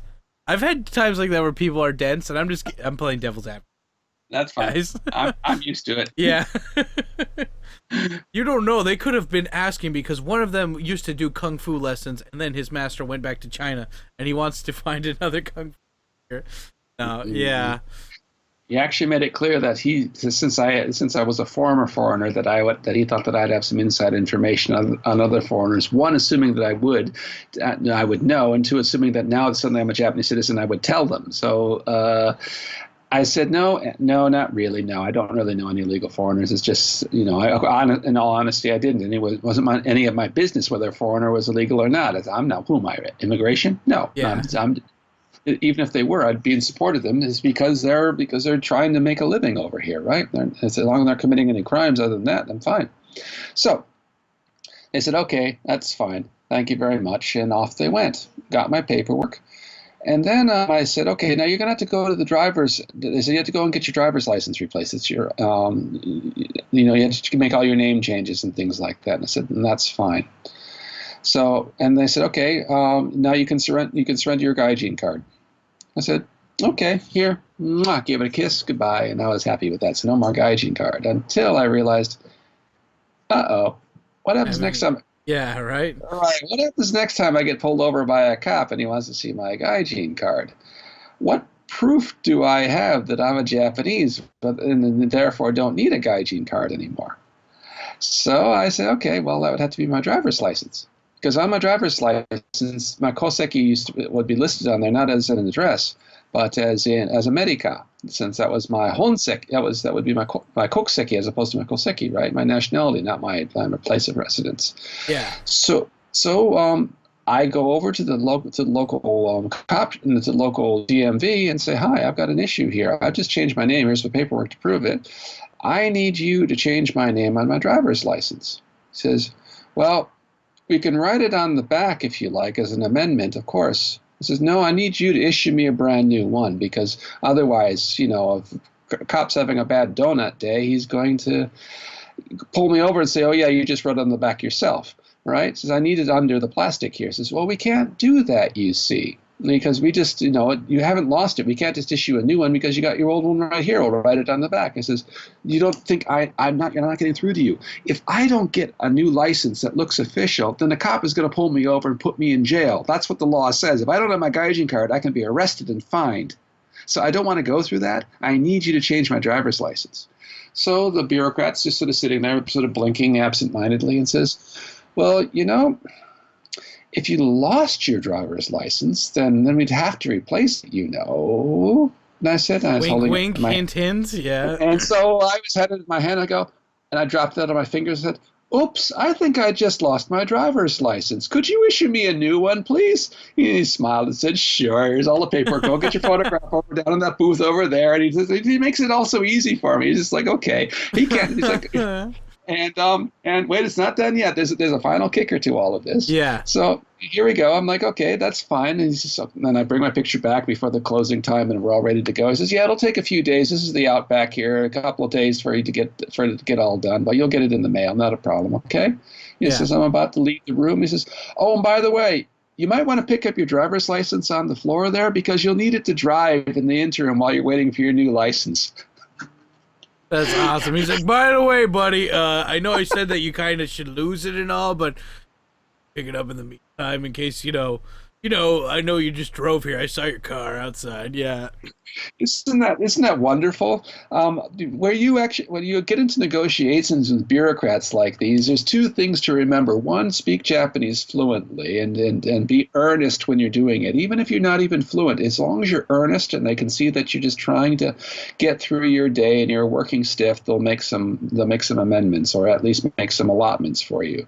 Earnestness is really important when you're dealing with bureaucrats in Japan. The second thing is make them laugh. Yes. Yes.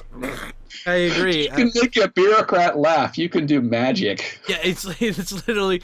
I love it. That's one thing I don't think I ever got to share with you, but I'm a permanent resident now of Japan. Congratulations. Thank you. Maybe next step soon, possibly in the near future, citizenship. But it's just every single time I've gone to immigration, I've always had a good time, because I have realistic expectations. I'm gonna be there for a couple hours, so I bring a good book, and I don't take myself seriously at all, and I over prepare before I go. So I bring way more documents than is needed. When I go up there, I know, because I worked retail in college, I know what it's like for people that just don't want to be there. People have to go to work even when they're having a shitty day, and if you can make that day where they're boring, where they have to deal with people that don't know how to deal with people, and those people are the punching bag sometimes for that. If you can make that person laugh or have a good time, I'd always wear my funkiest clothes, and I'd have my hair all back and have all my documents labeled with different sticky notes saying everything, and basically making their job a whole lot easier. They're like, "Do you have the form 2A on the dash B and the C12?" And I'm like, "Yes, sir. They have it right here on the blue tab." And it's like, "Oh, what?" Give them a seizure almost. But that's the earnest thing. That's you being earnest. Right? Yeah, but that's the thing about you being earnest. So you can do it because you're good at clowning. You just have a natural clowning knack. You even look the part. You just have this sort of and everybody sees you. They smile because there's an aura around you of, guess what, guys? I'm having fun. Yeah, this is what I do. I like and have fun with me if you have an interaction with me. You have that air about you. I, on the other hand, have this sort of transfixed look on my face that always looks like I'm slightly angry. Unfortunately, it's probably my American Indian ancestors from long ago. I mean, over here I pass for Hapa Haole, which means that Polynesians look at me and think I've got some sort of Polynesian in me. I doubt that. But the Steven Seagal look. That's true, isn't it? When you look at it that way. So I mean, I'm just a cook. I'm just a cook, It's his famous line is that poor Steven. It's like, Lionel Richie having to live with hello for his entire life. Right. Oh. He said the line and he sang the song, so he has to suffer the consequences. That's anyway, right. For me, I have to just impress upon them that I'm flexible and I know what I'm doing, which means for me fluency is an absolute requirement, because if I have to give the steely eye and say, no, what you're asking of me is unreasonable and I'm not going to budge, then I have to be able to have that steely transfixed look that says, okay, he really isn't going to budge, is he? And he's going to come back and do this for days and days until somebody gives in. Yeah, I didn't share the story with you. I guess I'll do this for the first time ever. But when I got permanent residency, I thought because they said they gave me the card and it's come down and pay 8,000 yen. I'm like, oh wow, I wonder if I didn't get it. Why do they want me to pay 8,000 yen? So I'm already I got it, yeah. And then I go down, I wait, I fill out the form or whatever. I just wait, got the thing, and I'm like, I have this, yeah. Go back down there, wait, and then they're like, here's your card, congratulations. They're like, omedetou gozaimasu, and I was like, and everyone else is just kind of dead, oh, I hate Mondays, and I'm like, I'm a permanent resident. I'm a permanent, and I jumped over the counter, and the guy was like, whoa, and I was like, give me a hug, and he was like, yeah, did you really? Yeah, you actually gave the guy a hug over the counter. Well, I gave him a high five, but then I grabbed his hand and I pulled him in. I gave him a hug and I high fived everyone at the counter, and I was like, that is so you. Yeah. You can do that. You can get away with that. Most people, if I did that, they'd probably call the cops. But it's because I look scary, and that's a different. I have to do. How you look is how you're going to be treated in Japan, and it's not just a matter of skin color. It's even just demeanor, just how you how you come across when you just happen to just going through your day with your neutral face. Some people's neutral faces are very amiable looking. Others are stern looking, and that's why you have so many people trying to affect smiles all the time, even though some people just look like organized crime members. They just cops look like cops. Anywhere you go in the world, a cop looks like a cop. You can tell a cop in a crowd, right? It just can. They have a cop face, but that's a professional thing as opposed to something that's you've just been given. So I've got the stern look. You've got the jocular look. So you milk it. I mean, you go. Girl. I do kind of. Yeah, I'm Stella, and I got my groove back. You gotta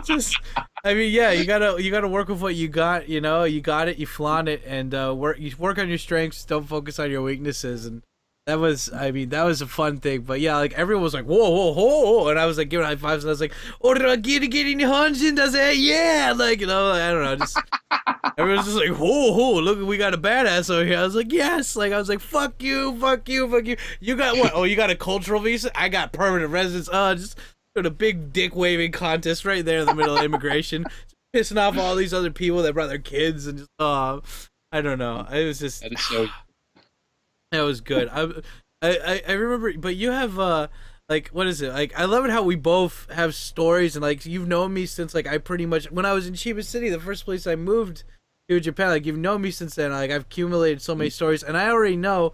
Like guys, I'm gonna ask Debito if he could share some of the stories I really liked that he had here, because he has so many. Like when he asked, they gave like a seal, a residency certificate when they were in Hokkaido, and so like Debito just kind of being like an asshole troll, he's like, oh yeah, seals are people, not gaijin, right? What would it do? And didn't you dressed up like seals or something outside a city hall or something? Yes. Did you This protest was of all places. This was in Kawasaki.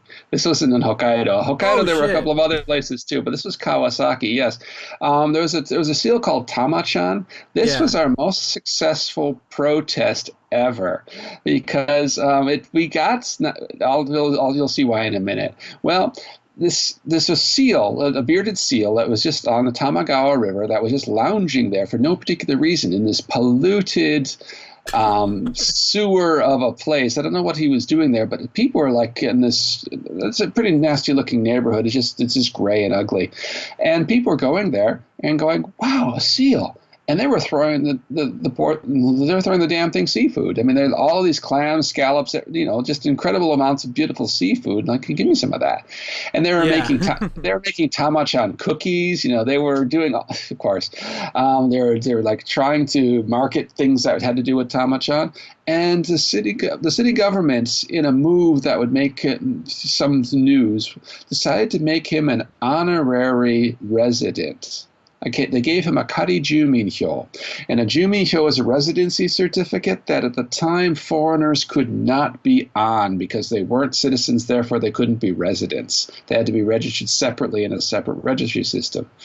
Well, we said, why does a bearded seal get to be on a residency certificate, even if it is just a fake one that's being issued, whereas people that are born and raised here, even the Zainichi Koreans, can't get on one. They pay taxes, so what about them? So what we did was we went down to Yokohama and to Kawasaki, and in front of the Yokohama City Hall, we sat down there in seal costumes. We dressed up as seals. We put out an APB to everybody that wanted to join us. We probably had 40 or 50 people with us. People brought masks and snorkels, flippers. I dressed up in a ninja costume, but had the Oyaji glasses that you get from the the sort of like the Groucho Marx glasses that are the Japanese version of the round glasses, what the people with the barcode heads would wear, sort of thing. And we had other people that put on pipe cleaner whiskers. And I just brought up little makeup things I got at the 100 yen store and put whiskers on everybody. And we had all the television networks there, all the newspapers there, watching us as we brought out a banner that said Gaikokujin ni mo Jimihyo o, which is give foreigners a residency certificate too. And in order to do that demonstration out in the park there, we had to get the permission from the police and when we did that, the police were like, "You're doing what?" Sphincter Boy says what? And and I said, we're just going to dress up as seals and talk about this little thing that's going on here. He says, okay, there better not be any issues or there's going to be trouble. I said, I don't think there are going to be. And the cop that showed up there to keep an eye on us, because, we're sitting out in the park doing all this sort of stuff, and I'm sitting on my belly patting it, and the cameras are on me and Dave Gutteridge, just enjoying ourselves with a whole bunch of other people with whiskers on and swim gear. And we even make Newsweek Japan. We're in all of our pictures are in the paper, and the cop just is watching this and says, screw this. This is nothing to worry about. This is stupid. Bails after 15 minutes. This is no harm happening here. There's nothing to worry about here. Doesn't even stick around. I see him smoking a cigarette in the background and just going away. Screw it.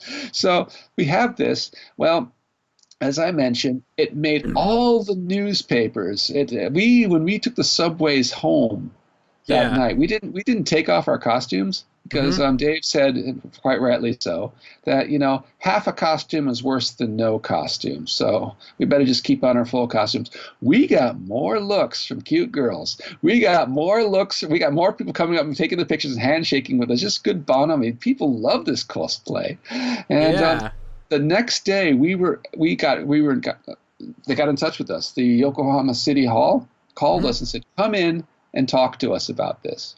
Oh, wow.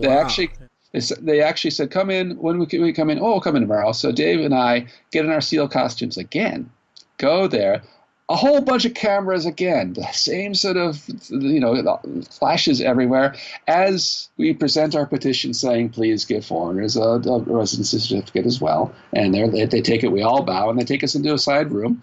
And we sit down, the four of us, in our SEAL costumes with these, very tight, carrot-walking bureaucrats. And they can't keep a straight face because we're very funny looking. But they give us this really nice letter that says, we're sorry, we can't, the Jumihyo is something that is a national policy. We at the government cannot change it to put foreigners on it because it requires legislation from the national government. However, we hope that someday the national government will see sense and do it. Yeah. And then they eventually did do it. Now, even I, to get a job or anything, I have to go down and I have to, if I want to get a full-time job at a Japanese company now, guys, for tax reasons, I have to go down to my city hall and actually produce a residency certificate, a Jumihyo, and give it to them for anything, so that's, now you can get it. So maybe it was all thanks to the Tama-chan incident. Maybe that was the Malcolm Gladwell tipping point for the Jumihyo. It took a long time, but I think a lot of people had been protesting that. A lot of people said this is really stupid, and the United Nations and other places had been made aware of it. So international organizations that would shame Japan's government into saying, "Oh, why is it that taxpayers and non-citizens are not residents? This is kind of dumb." Mm-hmm. And as you said, they finally amended that. So yeah, that's good. Don't know if we had much of a hand in it, but I think we did raise awareness. I know you have tons of stories, but there's just one last one. I'd like to hear you say it because I remember reading on your blog, and I just remember laughing so hard, in the teacher's room when I was at ALT, doing my Japanese flashcards. I'm reading your blog, and it was one where Debito, when he lived in Hokkaido, he didn't buy a McMansion. He actually built his house. And not only did he build his house, he was super, super detailed about it. And he even bought down to the materials of what his house would be built. He bought all that stuff, and he decided to go to Canada or America to buy it and then bring it back because it was cheaper to actually buy it from there and import it than all the other things. But can you tell me the story about when you were trying to negotiate with the guy about lumber or something, and your friend's there, and you're like, "No, sir, I need it by this day," and he's like, "Dave, shut the fuck up!"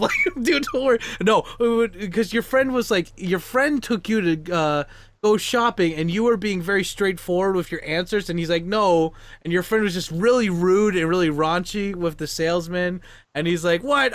Dude, we needed that you could get that to me in 2 months, dude. I'll buy it for half in a month if you could get it over here."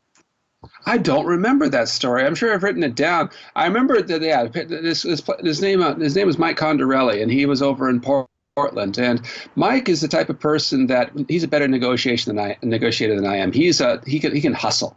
He is a hustler. He's a real hustler type of person. I am myself.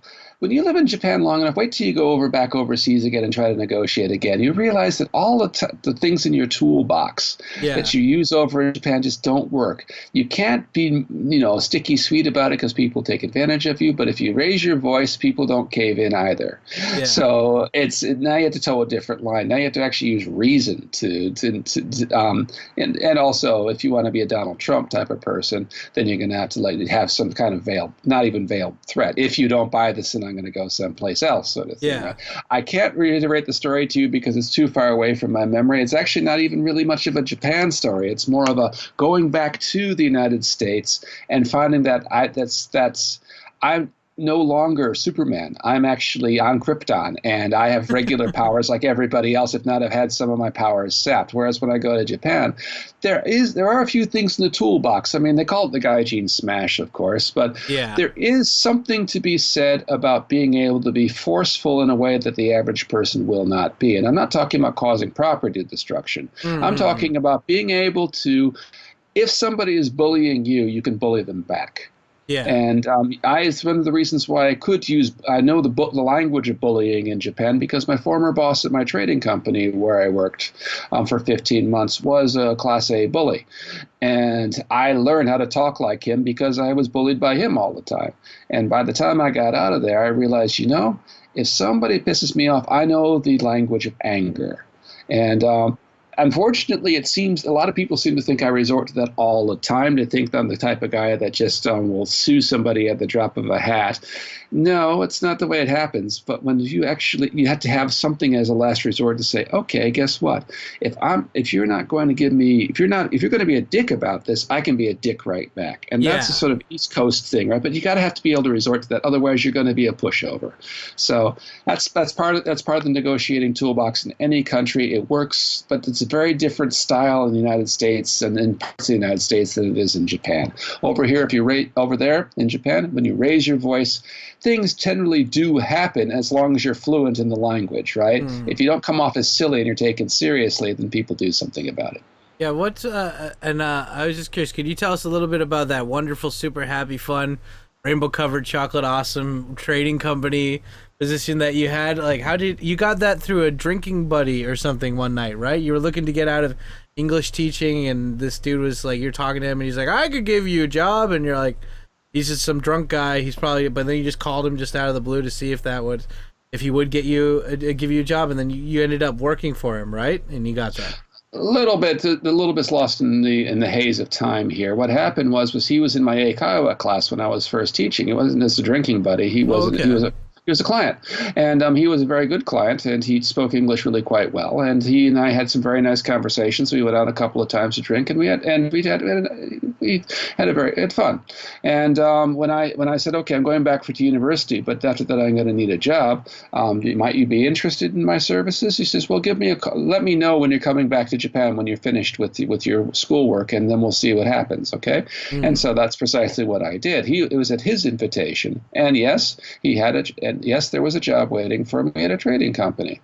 But it went south pretty quickly because it wasn't him. It wasn't he who was the dick here, the bullying boss. The bullying boss was his boss, and he was of the school of, guess what? If I shout enough, then people are going to do what I want them to do. And for the most part, especially once he got old enough to have subordinates, that's true.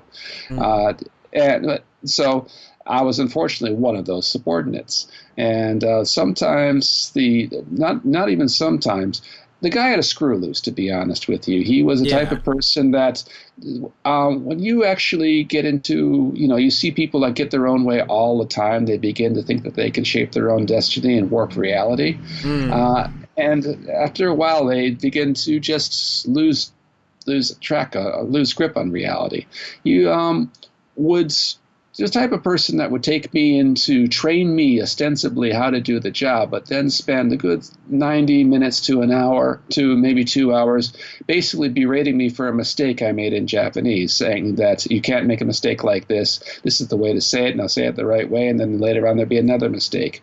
And so, I came up to speed on Japanese on the phone really, really fast. Within 6 months, I was completely fluent. But it was at a huge amount of psychological damage that had to be done. I was afraid of phones and afraid of talking to people after a while. And it wasn't until somebody finally said, no, wait a minute, what you're doing here is actually against labor law. They were making demands on me to try and put me through an ordeal. Part of it, it's, they have the sort of shiren or tanren. They call it kunden, which is training, but there's also shiren or tanren, which is also an ordeal type of training, right? Okay, so, or even buyuden, if you like. But they would say that you can't go to the toilet more than twice a day. Or they'd say you can't wear shoes, you can't wear sneakers to work, even though it's snowing outside. They can't even wear boots. I have to wear leather shoes in the snow. I have a size 13 foot, which makes it difficult for me to get replacement shoes. So I was saying, I really need to wear different types of shoes and save my leather shoes for shoe leather for when I'm in the office. They would refuse to do that. They would. There was even situations where they were physical towards me, and I don't mean just the boss, but actually kicking me when I made a mistake, things like that.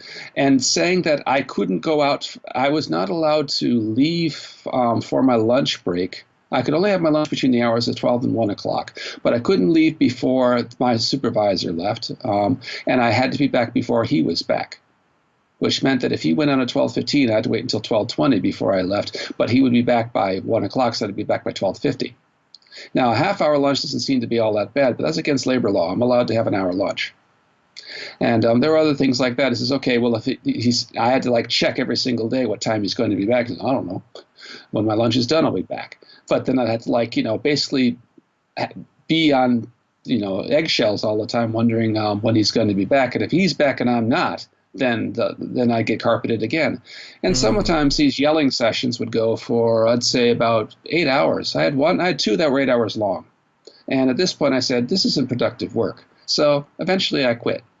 And this is just what part of the lore of saying, okay, guess what? One, I've learned the language of how to deal with a bully in Japan. And two, I've learned that certain things are guaranteed by labor law, and that laws do have effect in Japan to stop people from exploiting you. And they just assumed that because I was a non-native speaker of Japanese, that they could do whatever they want with me. And I proved them wrong because basically I quit, but I got them to fire me so that I could claim unemployment benefit. So, I basically did, next time he yelled at me, I yelled back. He says, do that again and you're fired. Okay, I'm calling your bluff. Yeah, that's it's good to have kind of fuck you money, as I like to call it. Yeah, it's just the whole yep, I'm out of here. I don't care. Life's too short. You're a dick. If I stay here any longer, your tires are gonna be popped, or you're gonna have your brakes cut, and somebody's gonna be investigating. I gotta get out of here. So, yeah, but you experience that yourself. Anybody that's listening to this podcast, just realize if the job is intolerable, don't just think, oh, this is Japan, it's the same every place. I just have to lump it because I'm here in Japan and I'm at the behest of my employer. No, quit. Yeah, just quit. Just get out of there. Yep. Get out of there. Your life is too short, and your mental state. Nobody's going to support you. Nobody's going to understand what you're going through because nobody else really is a foreigner in your situation. And people are just going to say, well, I know it's tough, but that's just the way life is in Japan. And so lump it. No, don't quit. No. Yeah, I mean, guys, life is too short, especially when you're in a bigger city like Sapporo or just like Tokyo or Osaka or anything where you have literally tons of different choices. There's no need to just suck it up. You can get out of there. And plus it's 2017, dude. If you don't have a good network, or at least if you could find always somebody that you can ask for advice for. I did it originally to Debito before, after I had interviewed with him and stuff, and he gave me some solid advice. I mean, there's always going to be somebody who's been here a lot longer than you that has kind of a chiller head about it, where you're like, my boss yelled at me. It's well, that doesn't sound too bad. He kicked me too. Okay, fucking quit. Just do it now. Get it on camera, put it on your iPhone, fucking secretly record that shit, take him to court. Just get the hell out of there. Mm-hmm. But Yeah, but you definitely learned. You learned something. Go to the Labor Standards Bureau. These things happen all the time in the Labor Standards Bureau. The Rodo Kijun Kyoku. Go and here's a plug. Go and get my handbook for newcomers, migrants, and immigrants to Japan. That's something you can get on Amazon. You can also find it on my website. But that is in English and in Japanese, and how to protect yourself from these sorts of things. It's not just about labor law stuff, but it's all about how you can make a better life for yourself in Japan. And as you said, there are people that suffer from this who are Japanese as well, but they don't have to. And the sooner you realize that you have the right in Japan to a workplace free of abuse, even though you'll still work very long hours and sometimes even for questionable pay, you still are not at the job to be abused. So if the job goes beyond being just unappreciative to being abusive, get the hell out. Yeah, so it's like, yeah, guys, and I 100% agree. And also do the research before you go. My last job that I had that was full time, I worked there for 2 years, and they told me when I signed up that I was signed up for unemployment insurance, and then I had never. It was my personal negligence, but I found out when I was quitting that they never signed me up for unemployment insurance, which is like $10 a month. It's barely anything, and so I didn't get any taishokin, like any severance pay, and I couldn't apply. I could have gone to the labor board and then made them go back, and it would have been an ordeal. But it's just knowing this kind of stuff and doing your research before or ahead of time will save you a lot of headaches, and also you'll be more prepared. And like Boy Scouts say, better to be prepared, something like that. Always be prepared. It's just be prepared. Yeah, be prepared. Eagle Scout here, so yeah. Yeah, shit. Eagle Scout. God damn it, it's like I can't even misquote Boy Scouts. I got one here. So I guess we already talked about your working experience at the company, and you were also an associate professor at colleges one college or two colleges for a while in Hokkaido. Can you tell us a little bit about that, and also how was your commute? Like, was it far away? Because you were talking about in the snow and peeking over corners and the snow corners and death traps, and I don't know. Can you tell us a little bit about that? Just go over a little briefly about that stuff. Sure. Very briefly. After I left the trading company, I went and worked at Hokkaido Hokkaido Information University. Excuse me. I've even forgot my old university name. Hokkaido Joho Daigaku. Well, Joho Dai is a tier 3 university. It hired me with tenure at the very beginning, and so I worked there for quite some time. I worked there for nearly 20 years, and I was teaching business English and debate. It was 6 classes per week. It paid quite well. It paid very well at the very beginning. So, and before everything started to go south. The commute in Hokkaido, well, I could have taken public transportation, but it wouldn't have been very convenient. I just found that, I could get a used car for really cheap. Hokkaido's people just don't buy new cars because they know that as soon as you drive it off the lot, it loses 60% of its value. Yeah. You might as well just get a used car because people generally take good care of their cars, right? Yeah. So I just I drive it there, and it's almost always 4-wheel drive because it has to be, and you just learn, as I've said, learn how to skate in your car. You learn how to avoid the ruts. You learn that if you're going to hit something or you're going to hit someone, you better steer into the snowbank on the side of the road because at least that'll slow you down. You'll hit the snow instead of somebody and have to worry about insurance, having 2 cars insurance.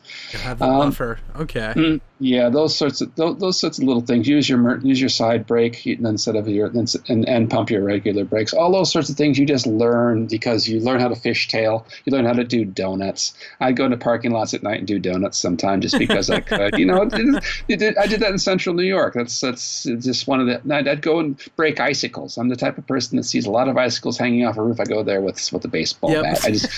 I love breaking icicles. Yeah, it's great. It's great therapy. I just sit there and I'd break it off and be like, okay, here I am with Zeus with my lightning bolt. I throw it up in the air. Space 1999 ship. Smash against the road. It's like, yeah, oh fuck, okay. These are the little things that help to make a winter more tolerable. There's not much you can do about a commute, though. When you're stuck in traffic, sometimes the roads will just be closed. You can't take the Kosoku. You can't take the expressway, so it's going to add an extra hour onto your commute. Yeah, and if it snows 30 centimeters, they'll close the Kosoku for as long as it takes them to plow it.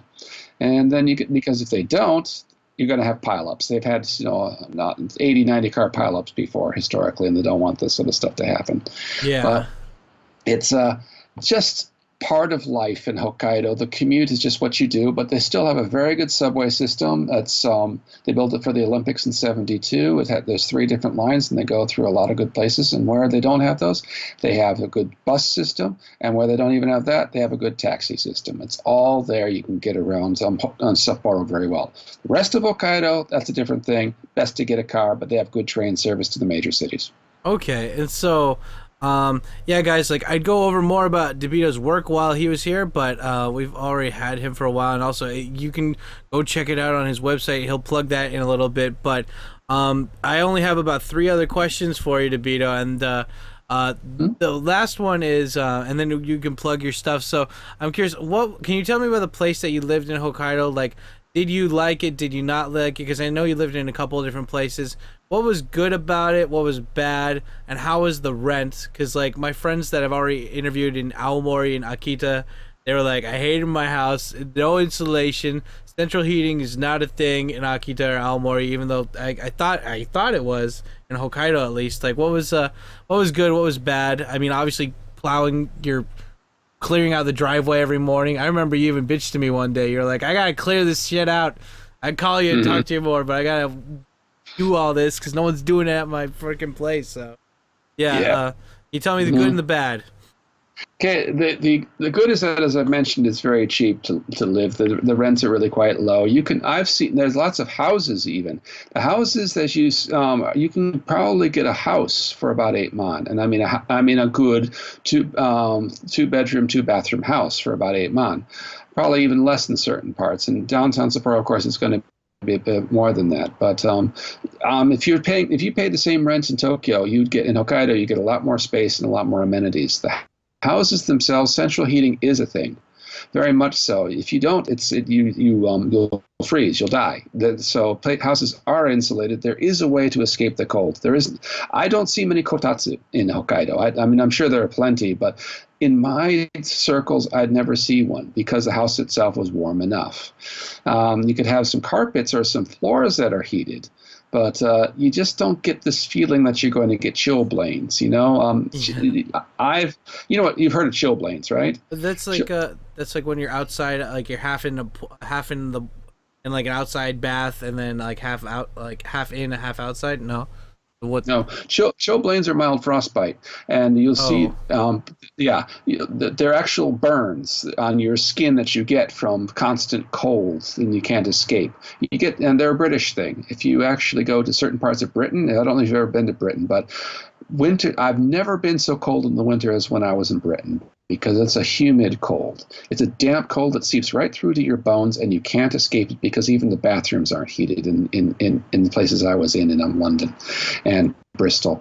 So you'd actually get burns on your skin from the cold because it's just frostbite, chilblains, and they'd hurt like hell.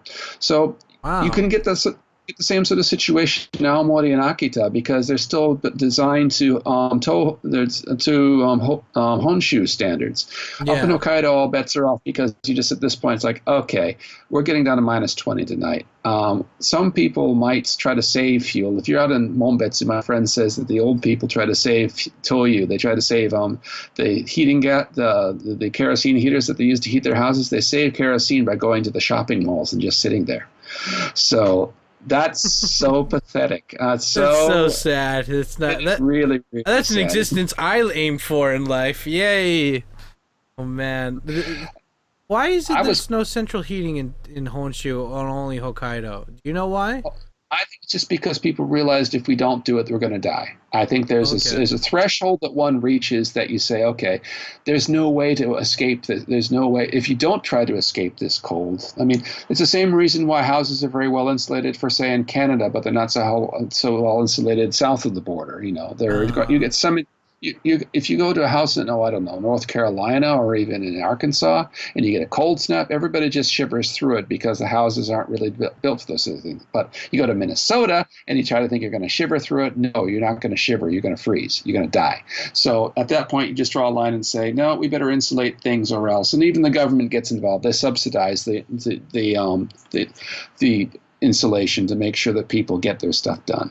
Oh, okay. Yeah, because I'm sitting here with I'm under my kotatsu with but I'm too cheap, so I don't have it on. I just have a hot water bottle filled up of, because I'm being a cheapsie, and I got my heater set on low, but I got 4 carpets in my room, and they actually absorb, like they bounce off the heat, and I got like carpets and like rugs around my room, just covering any empty areas to kind of insulate this one tiny room. But as soon as I go to the bathroom or something, I'm gonna feel it. It's gonna be nice. I have heated toilet seats. I do have one. It's great. It's a luxury that it's like Batman. It's like that is the luxury I need, but not that I deserve. Especially with most bathrooms in places that are, it's in fact basically an indoor outhouse, right? Yeah. And you can see your breath in it. Yeah, right. I was showing my friend Muppet Christmas Carol the other day, and there's a point in because I'm such a kid on the inside. I show her a Muppet Christmas Carol, and she's like, she understands English, and she saw that, and there's a point where they go inside Scrooge's business because they're cold, and they're like, this place is colder. It was warmer outside. Let's go back outside. And that's how I feel when I go into a Japanese house in winter. I'm like, it was warmer outside than in here. They like concentrated the cold. Right. Well, not just that. You're wearing outdoor clothes and you're walking around, right? You're active out there as opposed to sitting in one place. And when you're inside, there's no sunshine, really. There's no there's no way for you to take away the cold from yourself. You have to just sit in it as opposed to move around in it. It's a lot. You're warmer snowshoeing or chopping wood outside without a sweater on than you are inside with the sweater, right? So. Yeah, that makes sense. Well. So I guess final 2 questions would be, what would you recommend, or what would you recommend somebody to live in Hokkaido as the first place that they're going to live in Japan? They come to visit. Why or why not? Okay, first place to live in, if you're going up to Hokkaido, go to Sapporo. Would you recommend that they go there as opposed to other prefectures? No, I would not recommend it because you have to be ready for a winter. And if you like snow, great. But this isn't the sort of like, oh, my goodness, it's snowing, let's throw snowballs kind of snow that you get in Australia, for example, or, Arizona, where snow is an anomalous thing. And so you go out and say, yeah, I want a white Christmas. Imagine a white Christmas for 6 months. And then you'll start thinking, okay, I'm sick of this. It's not for the faint. It's not for the faint of heart. You'll slip on the ice. You'll fall on your keister. People break bones. You actually get people have canes that have spikes on them in Hokkaido, so they'll be able to keep their balance. You get boots with spikes on them, just so that you can actually buy them so they have the spikes, or you can actually buy spikes that you can put on your boots. There's all sorts of little contraptions out there because the ice is just there. I would not recommend Hokkaido. It's a great place to visit, and it's an interesting place to get around. Some people love the city. If you're going to live in Hokkaido, live no place but Sapporo. That really is the place to be because it's all there and it's friendly. But I'd probably say if you want to live someplace in Japan, I would recommend first Fukuoka. But then again, Tokyo's got it all too. But you just have to get used to the massive crush of humanity and the fact that everybody's too busy to be friends. Yeah. So Fukuoka, I think, has probably got it all, except that it has extremely cold winters too for about 2 months. January and February, there's no housing insulation, and people go to school in shorts. So they get the wind coming down from North Korea, which is not pleasant. Yay. But I'm not a fan of Osaka because I find it too gray. But some people really like the culture there, and they like the laid backness. I'm really partial to Fukuoka of all cities in Japan. I think that it's got a lot going for it, and it also has a long history of just relationships with foreigners in particular. There's whole parts of the place that are called Tojinmachi, the Chinese city. That's a Chinatown, Tojinmachi. That's historically so. And also just the fact that it's a city that's trying hard to be more than just a city. Is trying to be the city. It's how many times it applied for the Olympics now? It's ambitious, and the ambitiousness that you see in Kyushu is probably better than the ambitiousness that you see in Hokkaido. Yeah. Okay. So that's definitely a no for the first part. Okay. Well, and then I guess the final question, the biggest hard-hitting question, everybody always says, "Oh, so you saved that one for last?" Okay, so what are your future plans? Are you going to die in Japan? I'm not sure where I'm going to die, of course. At the moment, I still feel like I'm immortal, even though I'm 52 years old, and I'm going to have a reality check sooner or later, right? Yeah. I don't know what my future plans are. I haven't known what my future plans are for a long, long time. I've given up crystal balling on the future because things happen and you decide to make decisions, and based upon things that happen just on the spur of the moment. A job offer might come up someplace that I really want to take, and poof, I'm gone. Or I might say, okay, if I really miss this place, or I really want to go and experience another place, I just don't know how to answer that because I can't even consider where my bones are going to be interred. I think it'll be beyond my control anyway. Whoever's got my bones afterwards is probably going to say, okay, feed them to the dogs or throw them in the ocean. I don't know. But it's at that point, I won't care anyway, right? So Is there any place that, because I know that you were like in you're in America and then you're in Japan for a while, and like it's like people are always moving, and but I mean, like, is there any place where you'd like, I mean, would you like to be like the final days in Japan, if you're thinking whenever those days might be, Blade Runner-esque 400 years from now, or like like 2 years from now in a bus accident? I mean, where would you like to be? I'd like to give Australia, New Zealand, and Singapore a try. I've been to Singapore once. I've been to New Zealand once. Never been to Oz, but they're places that are interesting sounding. They have a high degree of civilization. They have a high degree of just development. I'm just getting to the point where I'm like saying, okay, guess what? I don't want to be any place where there's snow. I don't want to see. I've done 42 years of snow, and I don't want to ever be in a place where there's a snowflake that'll ever be seen again. That's pretty standard. Yeah. Other than that, I'm not really sure. I've done time in England as well. There's parts of Europe I'd like to see, but I'm not sure I'd like to live. And there's parts of the Mediterranean that I'd like to have a look at. But right now, I think I have my sights on the Antipodes because I just haven't really experienced them. I can't say there's a future plan or anything like that. South Pacific too also fascinates me, but it's damned expensive to get around. So yeah, that's what I'm thinking about at the moment. Okay. And now, guys, like all the other podcasts, this is the end of the podcast where I get to let the guest plug whatever they want to plug. So, the floor is yours, Debito. Please plug away. It's plugging time. Here comes the first plug. People that do not know what I've written or where my site is, I'm at debito.org, www.debito. It's like debit card with an O at the end of it, and then .org. Go there and you can see the stuff I've written. It's not just a blog. It's a lot of archives. There's thousands of pages up there. It's been going for more than 20 years now. It's in its 21st year. It'll be celebrating its 21st anniversary in March. So that's where even Tkyosam himself has been. Is an aficionado of the site. He reads the stuff there, and he even remembers bits of it better than I do, it would seem. So yeah, I was. I that's my old stomping grounds, guys. Yeah. Mm-hmm.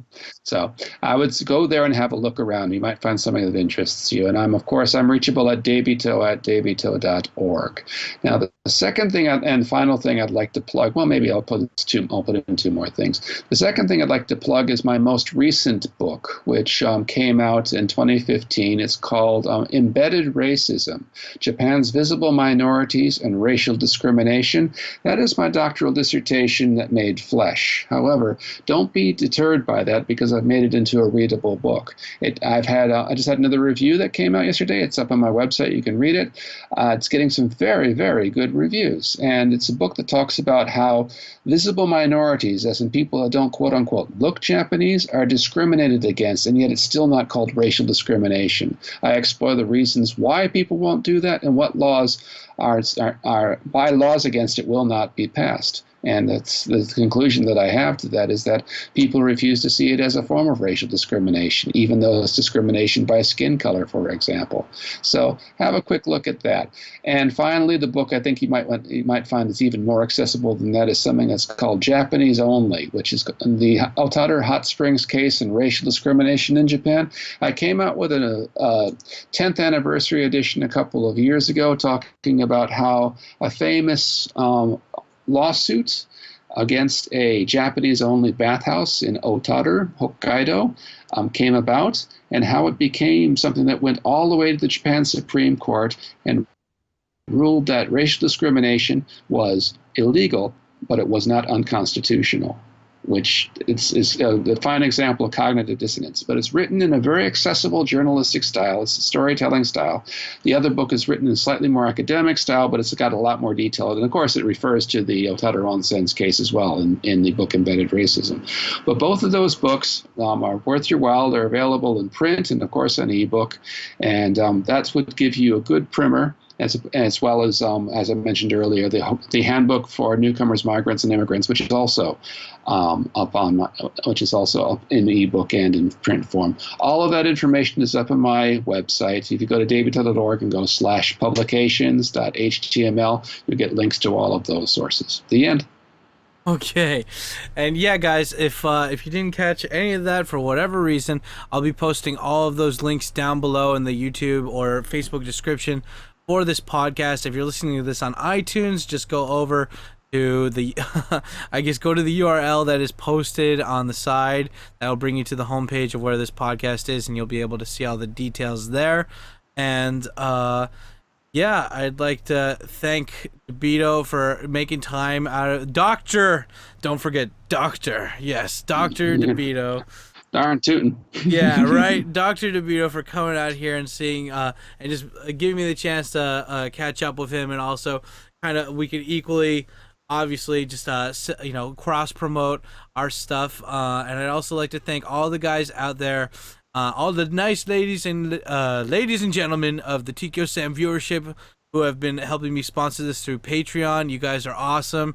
And just all the viewers in general who come and take time out of their day to listen to this podcast on the regular. Thank you so much. And Debito, I know this isn't really your forte, but I think maybe you'll make an exception for my case. But before I let you go, could you please just say, stay black before I end the podcast? I could do that. Okay, Tokyo Sam, stay black. Yeah, stay black, guys. Yeah, buddy. Woo!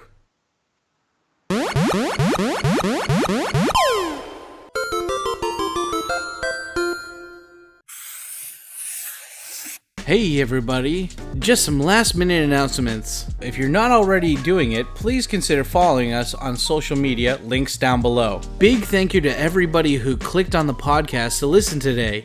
Do us a favor, and if you liked this podcast, help us grow by smashing that like button, subscribe button, and subscribe bell to get notified when the new podcast comes out. Did you learn something new on today's podcast? Do you want to hear more? Which out of these 3 prefectures should we do a podcast on next? Let us know by emailing us at tkyosam@gmail.com. If you are listening to this in your car and you want to conserve your phone data, consider following us on the other podcast platforms. We are currently on iTunes, Spotify, and SoundCloud. Links down below. Like always, this wouldn't be a Tkyosam production without giving a special sweet thank you / shout out to all of the Tkyosam fam who support us over on patreon.com/Tkyosam. Without your support, this podcast would be much harder to produce. Thank you all so much for the support. That's it for this month's Prefecture podcast. What did you think of it?